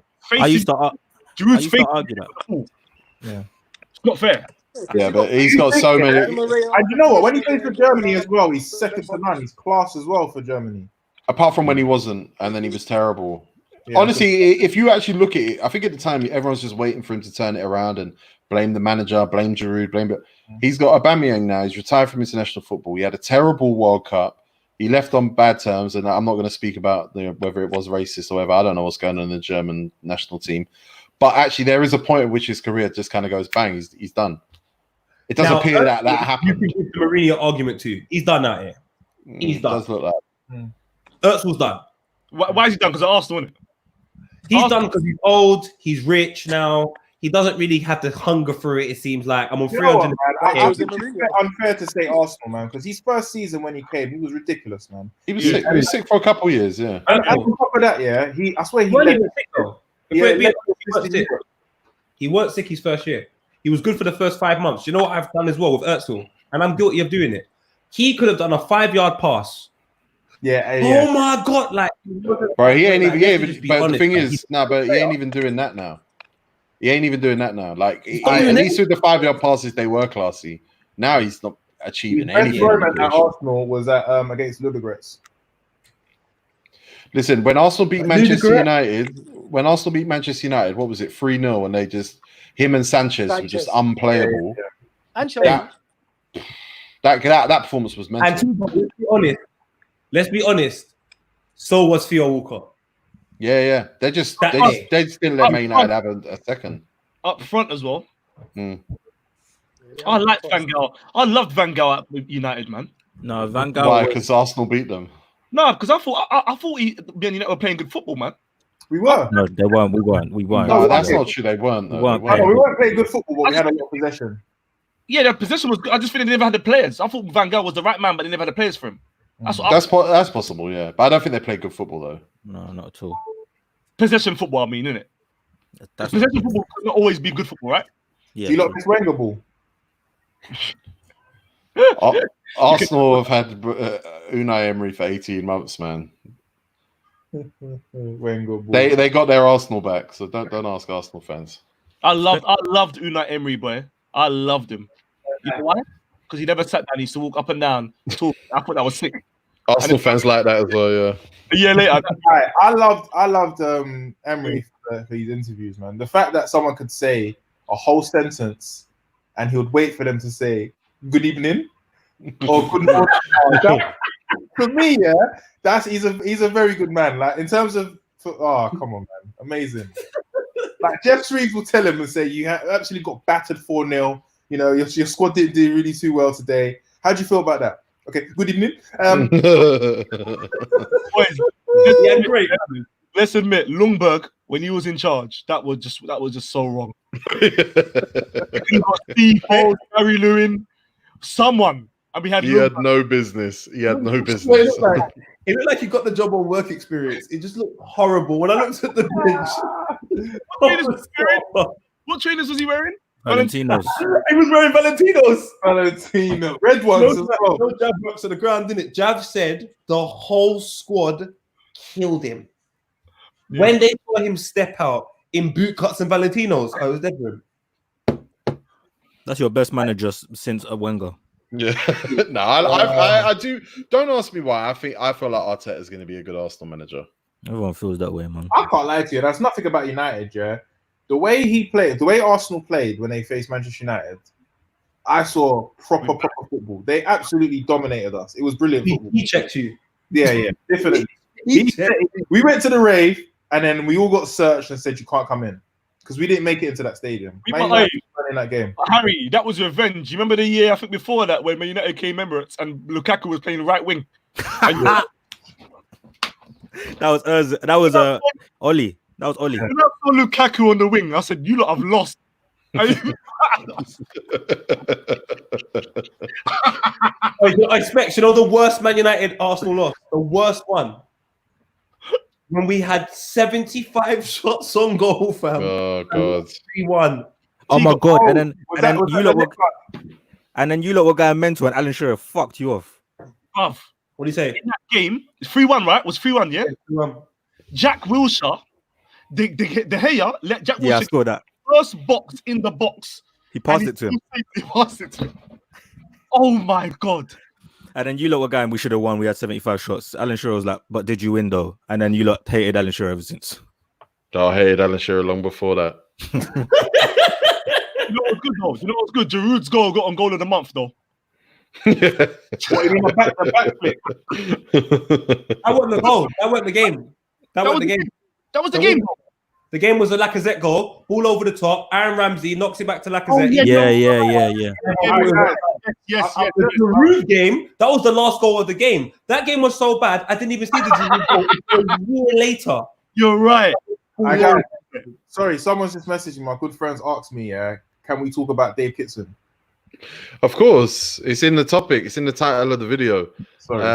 Obviously, we mentioned him a little bit yesterday because he came out saying he wants to run the PFA. And Stephen Reed, do you remember Stephen Reed, Harry? Of course. Stephen Reed, yeah. He scored a belter for Reading. Fucking hell. Stephen Reed came out and was like, fuck you, bro. You threw Raheem Sterling under the bus. Then a couple, Paul Ifill jumped out. Do you remember Paul Ifill? No. Paul Ifill. Harry, I want you... Mixed race guy. And he had curly hair. Winger. I don't know. I think he plays was... for Leicester. No. He's you should know him because he was a back page of the South London Press legend. Millwall player? He was the mixed race with the curly hair. Yeah, you're right. Man. I know him. He is Millwall, yeah. Millwall legend. Yeah, Millwall, yeah. You know everyone from South, Harry. Come on, cuz. Come on, man. I know everyone. But he came out and was like, oh, yeah, fuck you. Anyway, Ian Wright jumped out today and was like, fuck you, Dave Kitson. That's our uncle. That's when I woke up. Yeah. So that's our uncle. If he's saying that, we're saying that. And then to make things worse, Sam Allardyce jumped out and said, I don't know anything about the racism, lads, but you can't be saying bad stuff about Gordon fucking Taylor, you cunt. So now he's got the old school white guys saying fuck him. And he's got all of the legends, well, Paul Ifill and Stephen Reed, but also Ian Wright, who we will all agree is the worst. One of our biggest legends. This is the worst campaign we've ever seen ever in anything. Not worse than Trump's campaign, 100%. Well, that was successful. Trump won. This guy's lost at the first hurdle, fam. He could win. You never know. Nope, finished. You reckon? Listen, I'm not going to say Dave Kitson's racist, but him going for that job is like me going to be Dom Solanke's publicist. It makes no sense. If he doesn't DM you, it's going to get worse for Phoebe. That's what I'm saying to you. He's got to DM you. It's too much. Do you know what? Yeah, you see with Kitson, yeah? The pictures, I'm not sure if the followers have seen it, yeah? But these pictures are mad. So, guys, he's posted this picture and said, if you can see the black guy, wait, let me... Yeah, we got a decent shot of him, yeah. The caption is, breaking news, Danny Welbeck completes his move to my local Tesco. Which, you know, if it was a white guy and it kind of looked like him, you'd maybe go, but there's a pattern here. There's a pattern emerging. Yeah, I'm not mad at that. I'm just mad at the number of it. You're not mad because Harry Maguire liked the picture and you don't want to have shrapnel. That's why you're not mad.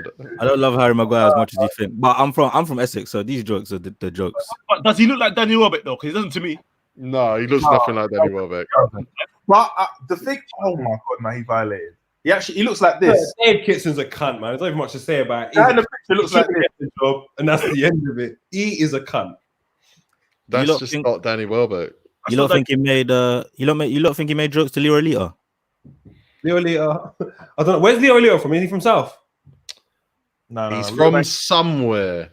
From somewhere. I feel like he's no. Hold on, let me look it up. I think he might be.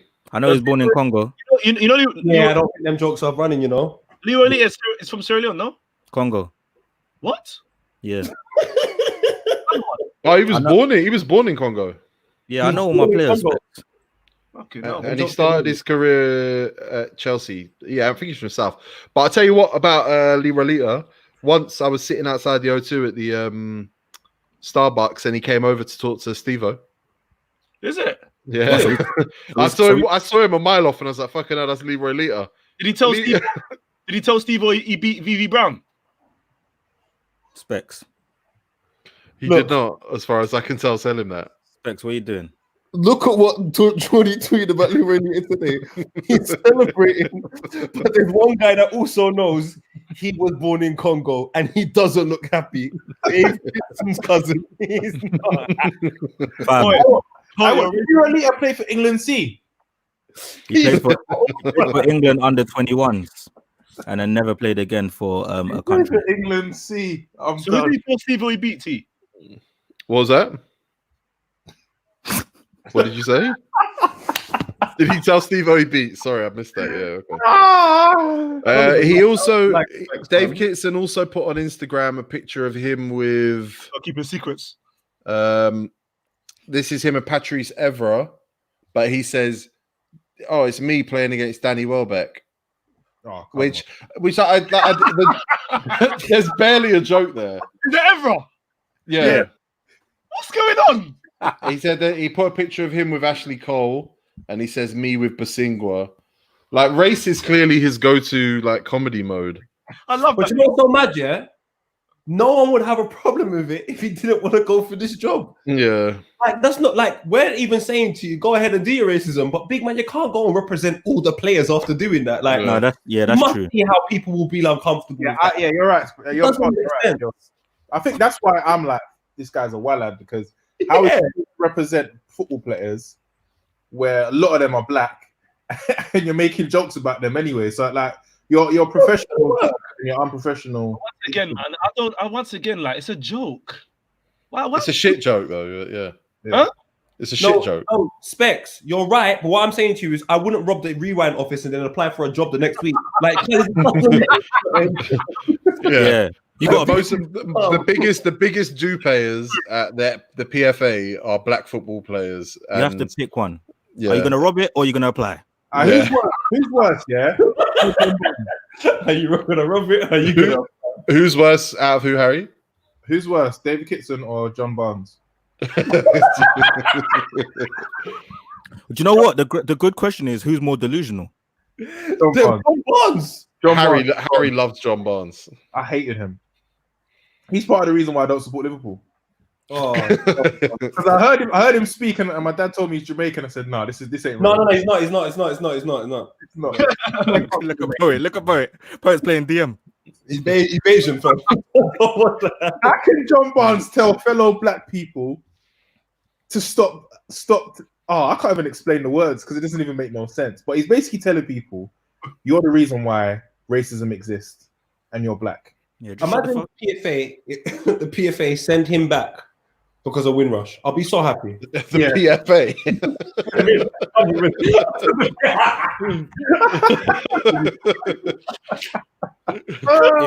if Dave Kitson wants to win us back, his first objective is to tackle John Barnes. Then he has to go. Then what is it? Then he has to go to a Skepta show. And then come on, Filthy Fellas. That's a fact. Oh, have you looked? Can you look?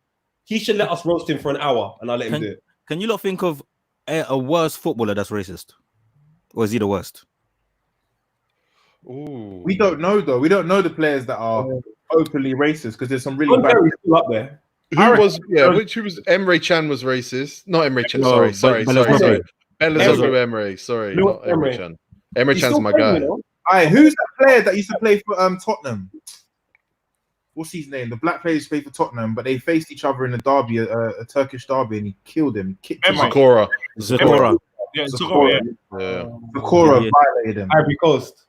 And the referee, I rate the referee because he let him do it. Yeah. I'm gonna go Paul Terry. Hey, boy, did we know that Paul Terry's racist? Well, he's John Terry's brother. You're an idiot. He said he's John Terry's brother. Oh, someone said Joey Barton. No, he's not worse than Dave Kitson. Joey Barton's a decent player. Yeah, Joey Barton's brother acted a black man in his head. Yeah, he did. That's a family gene. Allegedly. Who, Joey Barton? I mean, he's in jail for it.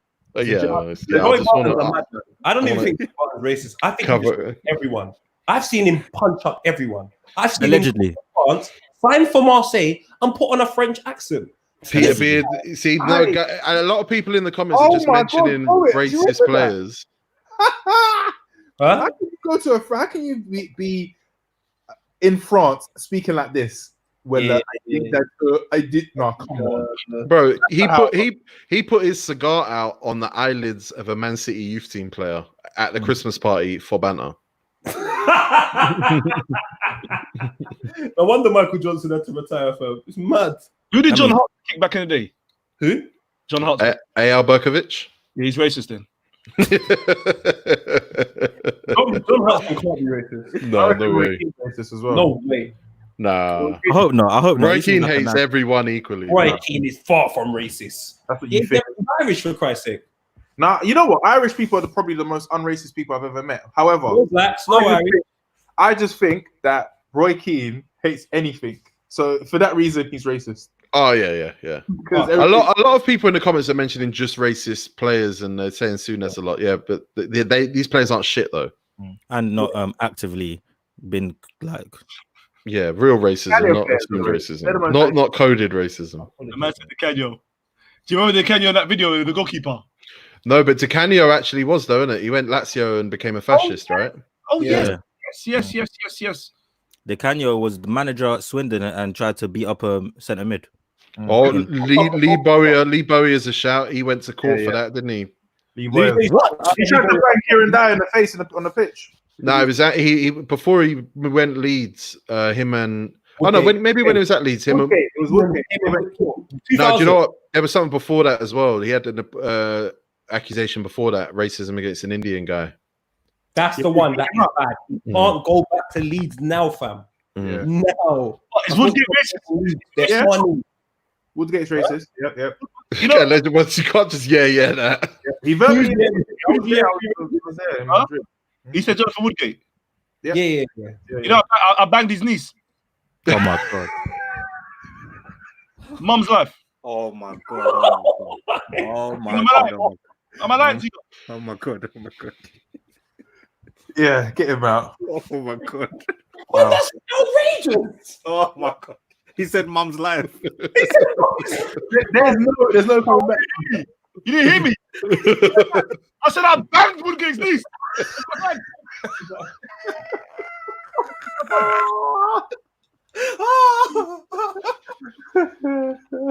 I'm done. About no one. Can I ask though, yeah, Specs, yeah? Was she a situation? Of course. Oh my god. Right. No, have you seen Woodgate? Hell no. Yeah, Woodgate. Yeah. She must have had a long foot. No. Woodgate is cool as fuck. I've seen her. No way. I expect show me the Instagram. Do you know what? I forgot that you told me this. You did tell me this. I'm gonna type in Woodgate and see what. Oh, wait a minute. Here's a good one. Bonucci. Yeah. No, but that's not a shit player footballer. though. He's a good player though. Yeah. Okay, then Vardy. Is this her, Specs? Rebecca. No. She just found a situation called Woodgate. Who's that? Just type in Woodgate on Instagram. Yeah, you won't find like that. Oh, is it Rebecca Woodgate? No. I wish it was. Rebecca, you want some?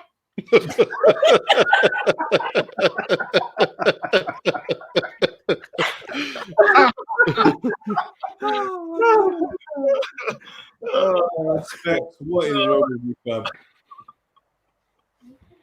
Nah, I'm just thinking about Specs has children. So for Specs to have children, he had to have sex. For Specs to have sex, I wanted to find him attractive. Then they had to lay down, and then it had to be a serious situation with Specs. What? Well, it's Jonathan Woodgate's niece. Huh? Yeah. We know who it was. If Specs, if you went out with like my cousin or something and you cheated on them, I would laugh. I would laugh in front of everyone. I'd be like, I don't cheat. It's 1 woman at a time. I don't cheat.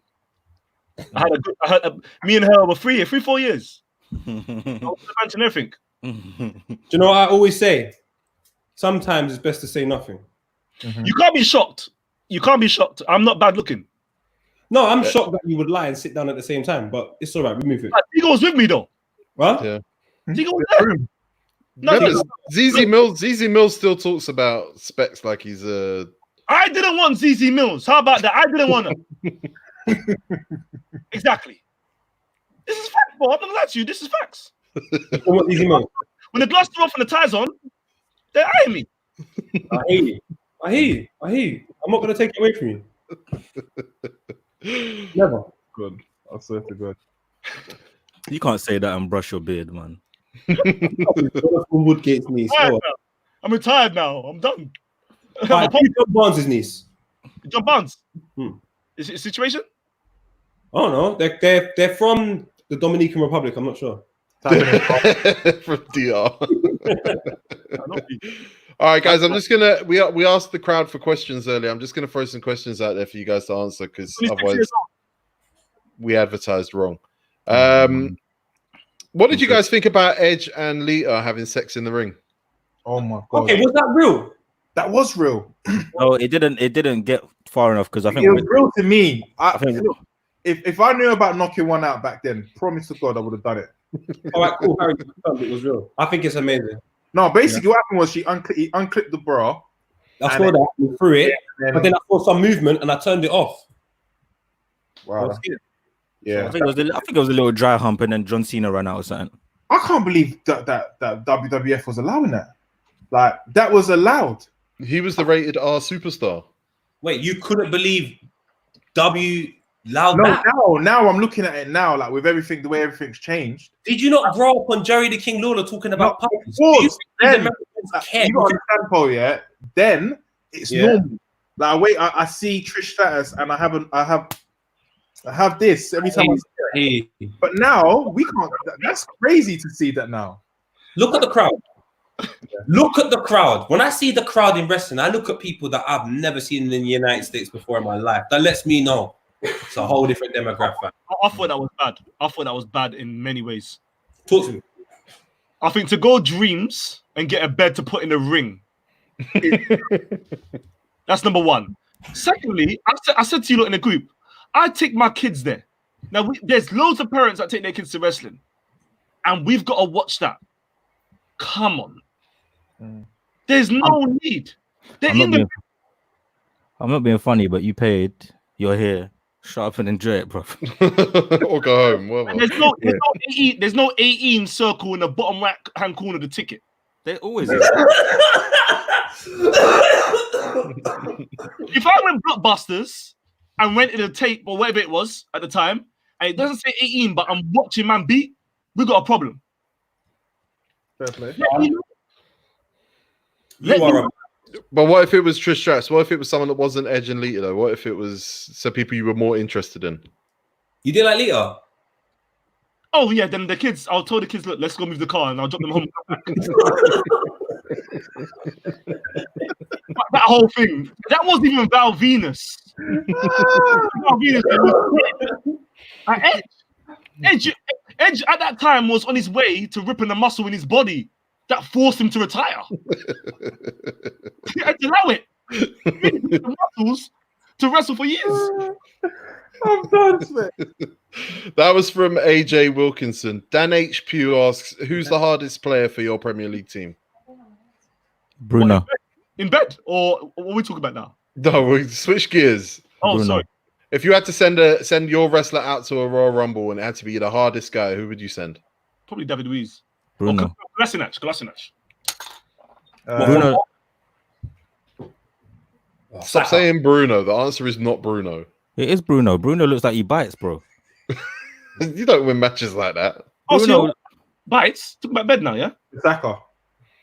That's a Saka. I'll bring Saka. The little youths, man, they listen to drill. Yeah, No, Saka. But Saka doesn't know how to smile. Oh, I see Tigo. They think this is a cruiserweight match. Yeah, they do. Oh, you want a heavyweight game? Heavyweight. Xhaka. Saka is Rey Mysterio. I'd say Kolasinac Arsenal, surely. Look how big he is. He punched the knife. He punched the knife. That's Eric Bailly. Oh my God, Eric Bailly. Yes. Sorry. How dare I forget him? Who wants Eric it? Bailly. I wouldn't want it with Fred. I wouldn't want it with Fred. No, Yeah. Fred wouldn't want it. Fred wouldn't want it with Eric Bailly. Fred's Yeah. African, but he's just Brazilian at the same time. But he's African. Trust me. Xhaka told 60,000 people fuck off. I'm going with Xhaka. Oh, that's easy, man. I'll do that on the pitch. He's got security for that. Franson Sterren says, what do you think of Peaky Blinders? Good show. Oh no, yeah, I finished Peaky Blinders. It's good. Good show, man. I watched one episode and that's it. Yeah, he didn't bang. Big up Gang of London though. Bro, did you see what Austin said about it today? He killed it. What do you say? he gave the movie. He gave it like 3 out of 10. He said it if it without all the action, this is rubbish. I don't like when people say that because let's take out the action. Yeah. So what's it about then? The fight scenes. I think all the fight scenes is what makes the film. Oh my god, man! Your boy Why Not says, "What do you think of Jonathan Tarr?" I don't think of Jonathan Tarr. I'd rarely think about big, Jonathan Tarr. He's massive. He looks big and he looks good. Never seen him play. He's been at whatever club he's at for a long time, isn't it? I watched him like that. Yeah, I've seen him play for Germany. German guy, yeah. You know who I hate? I don't know why. Is he good? Bob Lashley. Bob Lashley, wrestler. What are you doing wrestling again? No, I hate him. I just had to say it. He was shit. Why are you so wham? But he had a situation, though. He had a situation. He had the Russian situation, didn't he? Yeah. Mitch from Track Sports UK says, which football managers would be the best You wrestlers? say Mitch from Talksport? Trap Sports UK. No, not from Talksport. Okay. Which manager would be the best wrestler? Say that again. Sorry, I wasn't listening. Which manager would be the Klopp? Best wrestling manager. No, maybe not Klopp actually. Sean Dyche. It's hard to see past Sean Dyche. But he's so big that he's just not. Oh, Nigel Pearson. Nigel Pearson is. Nigel Pearson's Brock Lesnar. Yeah. That's the scariest man. Nigel Pearson's some kind of monster. He's Brock Lesnar for real. What's Conte? Conte like Ultimate Warrior. He looks like he's a madman as well. Specs? Oof, this is tough. What in the world or just in the Prem? Prem. Simeone. Prem. I'm gonna go with Nuno, Wolves' manager. Yeah. Yeah. That beard alone is serious. The beard, really and truly. It's really Bear, the bear Yeah, man. I'm not fucking with Nuno. Who said that? You get bare left hooks, bare headbutts. Whose bar was that? Wait. Bare left hooks, bare right hooks, Bear man. Yeah. bare headbutts, and Bear man. yeah. Bear man. I'm Bear man. You can see this. Love Bear And then Man. Bear man beef. was cold. Come on. Have you seen Bear's sister? What? Who? Bear's Is it? sister, Is it? Lioness. Oh, like that, yeah. Their sister? Yeah. Situation? Fam. Lala. Lioness, Lala. You're breaking up. Is she a situation? You gotta break it up. Fuck off. Is she yes or no? What are you lot talking about? It's Lioness. We're taking questions from the crowd and we're moving on from this one. Slow Cold asks, is Mbappe the only generational talent in the world? No, Van Dijk's generational. What is Van Dijk T? 28? Yeah, 27, 28. Wow. What a player. I'd say no. But I think he's the best one. Messi's in there still. Messi's still about. Oh, then of course that's the question. Then. I want Messi to retire, man. You want him to retire? He's been there for too long, like. I'm allowed to. Allow you. I need to do something else at Barcelona. Like I think he means of his age group. How old is he? 32? No, but you mean from Mbappe? You mean like that So, age? so what age are we talking? Are we talking from 18 to 21? Let's remix it under 23s. I mean, yeah. Look, if you want to add a stipulation that isn't clear in this, then yeah, let's do that. He's not the only talent. There's too many. Go on. There's too much. Go on. Kai Havertz, Jadon Sancho. No. Kai Havertz, you put in the same category as Mbappe. No, but it's generational talent. Like talent is not down to like one thing. There's like you said, talent. Basically, generational means like whoever was in the running for the Golden Boy Award is a generational talent. Nah, Golden Boy's like 60 players. That's not true. Well, they are generational because they're not to say that they are going to be the generational talents. Wait a minute. No, Kai Havertz is a baller, Tigo. I promise you. You're putting him in the Mbappe category. No, Mbappe's like, I look at Mbappe like he's gonna be like Messi and Ronaldo. Then that's the generational talent we're talking about. Is it too early to say Haaland? Haaland, yeah, it's too early. Well, I don't know about too early. Right, well, can I throw in Sterling? No. Because he's too old. Generational talent. I think he's a talent now. He's not a generational talent. I think he's a superstar. Yeah. Superstar, yeah. Sterling's okay. a superstar. Sterling's not class. I wouldn't throw in Trent. Nah, Would Not you? yet. Not with Mbappe. no. I would. Liverpool No, fans because would. I think Mbappe would tear him to shreds. It's Most not people even that. It's that I don't know if Trent can be as vital to England as he is to Liverpool, the way Mbappe is vital to everything he anyway he plays. The man. That's the point. I change my mind. I don't think Trent. Trent starts for England for sure. Yeah, but he don't play like that for. He don't. You're right. But does he in 2 years? I don't know. Start for England. I don't know because Max I think Aaron. we should get back to this. We should get back to Trent. Aaron Wan-Bissaka. There's another right back as well. Is there another right? No, there isn't. Kieran Trippier, he's banned. He's banned. He's been gambling. For drinking, driving. I'd say no more. Did you see? Stadio? Sorry, Gone. did you see that Carl Walker said? No, Gareth Southgate said Carl Walker's finished What? In what context? at England Why? because of the sex parties. Which Oh, he needed an excuse. Exactly, He needed an excuse. exactly. He saw Trent, Wan-Bissaka, Aaron's, all this, and he was like, "Fucking hell! How do I get people to stop asking me about Kyle Walker? Let's get him out. Let's expose that sex party. Come on." But Grealish is still out here. This is what I mean. Horrible Southgate. Southgate, you and Dave Kitson are cousins, fam. I'm done. Sadio's hairline asks, "Is Zidane underrated as a coach?" He's I saw overrated. that. I saw that question. I don't know if there's really an answer to this. I don't think question. he's underrated. Ronaldo FC. I don't think he's underrated or overrated. I think he's just rated. Yeah. I don't know. It's so weird. know Real what? Madrid have been successful with bad managers before. If Zidane was to retire after the Ronaldo left and said, "You know, I'm done. I don't really care about this stuff anymore," his legacy would be one of the greatest ever. Not only have you dominated in real football when you're playing, but you've done it as a manager. But I think now he's got a big job on his hands because Real Madrid weren't really good last season. I read a whole thing about that, and it said that basically the reason he wanted to leave Real Madrid in the first place was because he wanted to sell loads of players and he wanted to get the team younger. Obviously, they didn't agree. They wanted to keep hold of them all. When he came back, I think they've scored something like 1 goal less per game, but they're conceding about 0.8 less goals per game, and the team's much younger. But in Madrid, they're all kind of like, how many of these players are actually going to be Real Madrid players? Yeah, I hear that. Not all of them are great like that. I don't know. I don't care actually. You care? Nah, not about Zidane. I love him as a player. I don't really care about him as a coach. Do you know what I was gonna say? Actually, that's the thought escaped. I saw someone say Zidane's a waste man, yeah. And I won't say why I don't know why he said that, but I know a lot of people don't like the way his treatment of Bell. Should people just stop the man management thing and worry about tactics?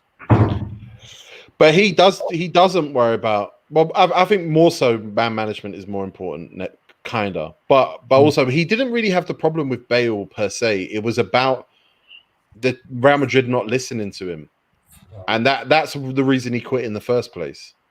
So when he said, "Look, Gareth Bale's finished. He can't contribute to my team. The way I want to play, he doesn't contribute." And then when he came in against Man City the other day, I thought it was funny because he really ruined the game. He really killed the game for Real Madrid by being so one-footed, being so one-dimensional. When Raheem Sterling came on the opposite side, Raheem Sterling opened the game up for Manchester City and completely changed the game. And I thought about Zidane. I thought, yeah, this is what he's talking about. Tigo, why does he still play Gareth Bale? Because when I watched him in pre-season, I've never seen a more disinterested player in my whole entire life, bro. Spot on. About like it's disinterested to a whole nother level. He looks like Vuj just in life. Yeah, his body still works. He's still fit. He's earning shitloads of money. Yeah, you got to play him. I'm playing you. Someone said Zidane treated James like trash, but no, James is just trash. James was just trash. He got treated like he is. But Jordy made a good point, though. I mean, I would love to just judge football tactically, but I think nowadays we're getting too much info in football. I think people are getting too emotionally invested. Yeah. Now we know everything about a club now. Not obviously everything, but why a player. Like, yeah, Niles, for example, wanting to play centre mid because he's telling his boys are coming out. Well, it's like, what's going on? So now you want to see how the manager deals with that. I think that was always a part of it. Yeah, no, part of it. Yeah, of course. But what I'm saying is because we're getting all this info, it's hard to just stick on tactically because now you want to know how the manager deals with that. You know that. To be honest with you, yeah, I think that's really, really good. You know, because there are some stories in football that are really sad. If anyone reads the Guzman story, yeah, bruv, it's so sad because when you couldn't get the information about what was happening in people's lives back in the day, the clubs would just make up any bullshit, fam. Is that Jonathan de Guzman got victimized by his club, but because there's no way of accessing the information on what's going on at the time, bruv, next, you know, my man's being stranded out of the team and labeled this really bad person, but it's because he was mad injured. So I'm glad that there's more information. I think if managers are honest and they don't lie, they ain't got nothing to worry about. I think you're right. No, I think you're right, Paul. But I don't think it's the managers. I don't think it's the managers lying most part. Sometimes I think as well. Sometimes it's the board Sometimes it's the board scapegoating you, or the board just succumbing to the pressure of the fans not liking you. Yeah, I think we're caught between this generation now where players are signed by chief executives and directors of football and stuff, but managers have to manage them. So if you watch The Last Dance, the Jordan documentary, you look at his name's gone out of my head now, the general manager, and how he became the scapegoat because he wanted to blow the whole thing up. That had nothing to do with Phil. Yeah, Krause. Phil Jackson had no power over that, and he's got a 1-year deal.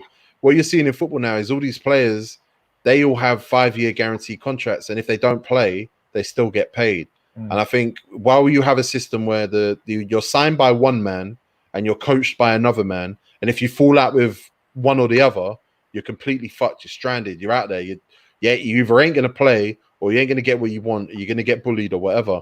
And until we get to a point where, I don't know, there's some sort of middle ground where players can revolt against that system, or players are on shorter term contracts and they could just move on free agency or whatever.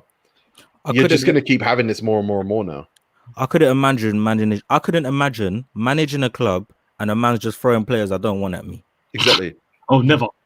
If I could play an manager, never. That's what I mean. Like, imagine you're watching. But if that's what's happening in football at every single top club, why should you be exempt for it? I'm not exempt. I'm not saying it should be exempt. I'm just saying it's bad. It's bad.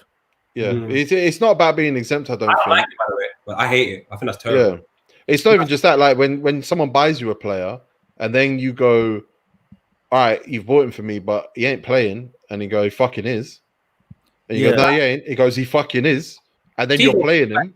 If you were the manager of Sainsbury's will tell you who he wants to have in the shop and not. So I know even from a basic level, like management should decide who comes in and out because they got to deal with them day to day. But if that's just not the thing, and if you remember rightly, that's why Arteta allegedly declined the Arsenal job at first. Yeah, 100%. I agree. I wouldn't like it. I proper would hate it. Big deal, bro. It's a big deal. You don't remember?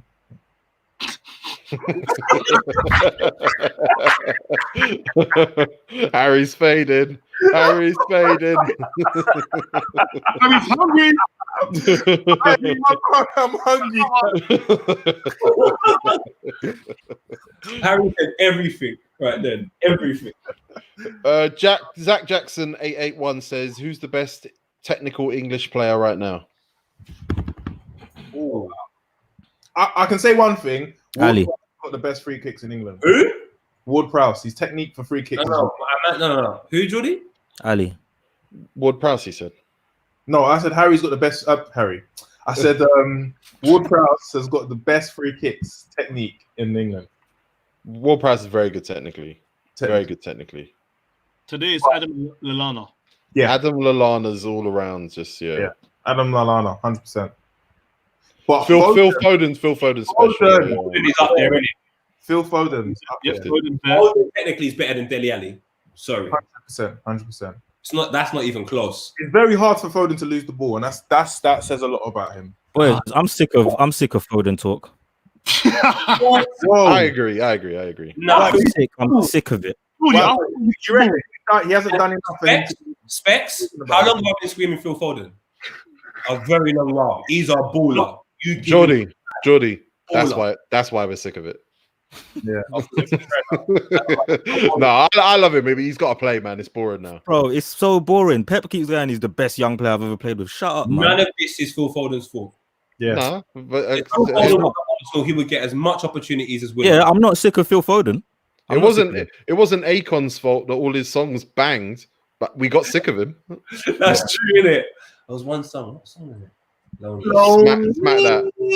Smack that with Eminem. Killed him. Oh, my nerves. Where Eminem wore a chain. Oh my god. Terrible.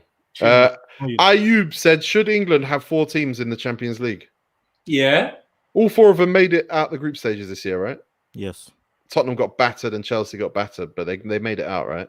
Well, I'm sorry. We are the most interesting teams in the Champions League now. 100%. Yes, indeed. And because the Champions League didn't happen this year, technically we still can say the last Champions League final had 2 English teams in it anyway. So yeah. And did the semis have 3 English teams? I don't remember. Probably.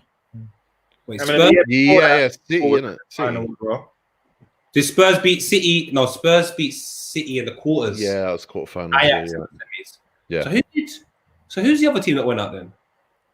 Man United went out group stage, right? Yeah. They beat PSG in that famous game. Oh, no. Yeah. Oh, when Rashford put his head on the... We went out to Barca. On his son. You went out to Barca? After PSG, yeah. So who did Chelsea go out to? They weren't in it.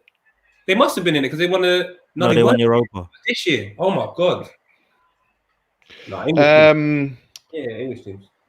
Chapo asks, thoughts on Gary Neville saying the Premier League season should finish abroad in a country that doesn't have coronavirus. No, it's crack cocaine. That's what it is. I love it. Do you know why I love it?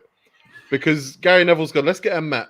Let's find a country that doesn't have coronavirus and let's ship 3,000 fucking English people there. If they didn't have it before, they fucking got it now. Yeah, I think Gary Neville has been speaking so much that he doesn't even know what he's talking about at the moment. I think that's the most arrogant, ignorant thing to fucking think. I love it. It's so colonial. It's so colonial. Stewart Island doesn't have coronavirus. It's in New Zealand, so we can go there. Or Wuhan, where it started. They don't have stadiums though. He's not the only one that thought that though, because I know Dana White tried to do it with UFC. Oh yeah, Dana White's doing it, but he's Dana White's guy, like someone strangling his throat, bro. I can't stand that, man. Well, we tried to get it over there, but it didn't work. But we're trying. I love the way that Harry's always got like it doesn't matter what the thing is. No, wait, it's something I know. I think about this person. I'm getting it out. Fuck Dana White. Yeah, fuck that guy. Yeah, that is a Columbus thing. There's a proper colonial thing in it. Like, let's take Corona to the world. Do you know what though? I got a message that all the games are going to be played at St James's Park. Someone forwarded it to me, and I blocked them.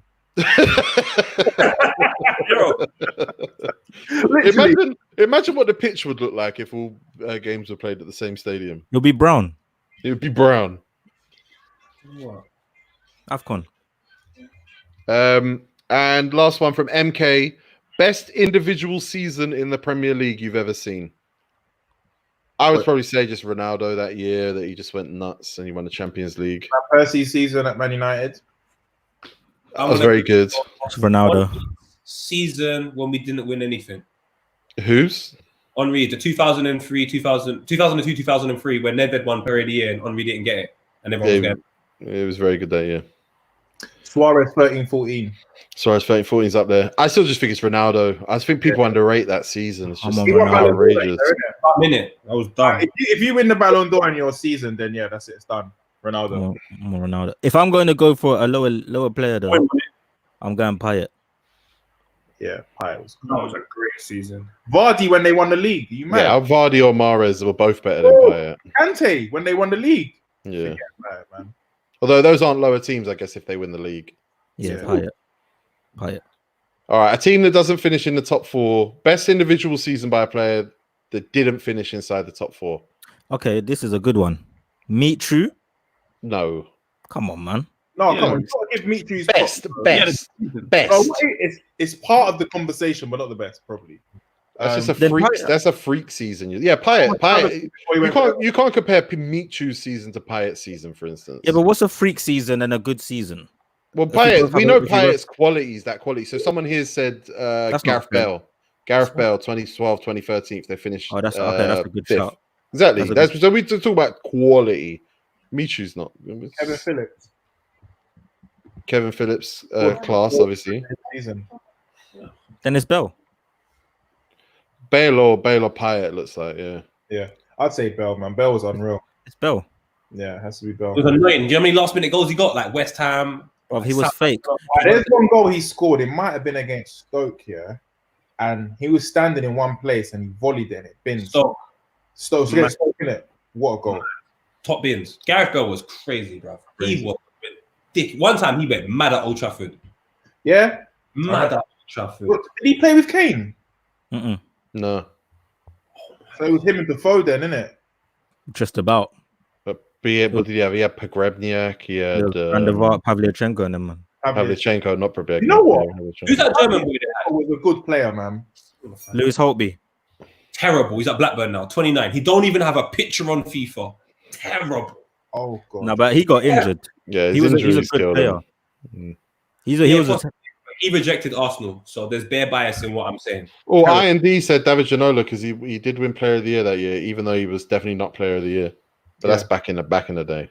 96, 97. Because he had a nice accent and good hair. No, it's because he ran past everyone and scored, but it was against Barnsley. Barnsley in the FA Cup. You know, you remember. Ryan Giggs done it against Arsenal.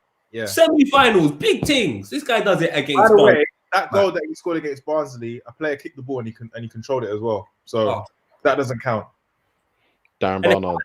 Wait, how can that even be a contender goal of the year when David Beckham scored from the halfway? He was in Head and Shoulders adverts back in the day. That's what it. So he rejected a move to Barcelona because Kevin Keegan said it's not worth it, and then Kevin Keegan left, and then he went Tottenham. Would you say that Tevez at West Ham was a good shout? What do you mean? For a season? What for a great 3-4 month stretch? Yeah, not for a season. It was the last year, 4 or 5 months. Yeah. He was going mad that last end of the season. Mad. I'll never forgive Tevez, man. Yeah, you need to get over it, man. No, it's not even. Do you know why? It's not even because he left us. Yeah, it's because remember the Balotelli Aguero that season. My breath stinks. Wow. He went on a break, came back and won the league. Yeah. Nah, man. Oh, he was with Bellamy, innit? Do you remember? He said I'll never play for Mancini was came back, took a break, was golfing in Argentina, came back, won the league. Fuck off, prick. That's a legend. All right, I think we're going to wrap it here. Someone asked me to ask what you guys will do once lockdown's finished, but I feel like it feels like it's like lockdown ain't really on anymore. It's just like there's nothing outside for us. Yeah, you know, the stuff outside for us. Yeah, I am out here. Nah. You know, like when restaurants are open, bars are open. Not like I'm going to be drinking this Ramadan, but like I'm speaking about like. Bro, normal things. I can't wait to do that again. When everything opens up, I'm giving you lot 2 weeks. You lot go out first. Let me know. Yeah. There's going to be a second wave because people are getting too comfortable. I can see it coming. Are you serious? Yeah, man. People ain't listening, and it's just going to get more and more crowded. The tube's going to get packed next week, and people are going to start dying again. People that get on the tube right now, I know you have to get on there, but that's probably the most scariest place to be right now in London. The tube. What? So basically, July, my birthday, quarantine, right? Big man, we've done it. You need to do it too. There'll be no clubs. My birthday is 5 days, and there's no way on earth I'm doing anything. I'm fasting on my birthday. You could probably get a sex party going. It's Ramadan, Tigo, please. Not for Poet, just for Poet, not for you. Poet's already. So we'll bring Kyle Walker. He's got all the plugs. The answer is probably because clubs and bars and all that ain't going to be open. There's going to be no mass gatherings. The answer is probably just like Nando's, isn't it? Is even that going to be the answer? Well, not for you anymore. What, your black card done? That's not my last month. I asked Wingstop for a card and they aired my DM. Oh, they gave Sharky one. I know. They gave Nico one in chunks as well. Crowd, DM Wingstop for us, man. Say Harry needs a card. Yeah, please. Can everyone DM Wingstop and what would you guys prefer? Wingstop or Nando's? Nando's. Whichever you. No, what do you do? Because it's gonna be for us. Nando's. All right, I don't eat meat, so. Can everyone message Nando's UK and say Harry Pinero deserves a Nando's card? He's got a blue tick. And when the quarantine's over, I'll take 10 of you lot out for a meal. But I won't be there. 15. All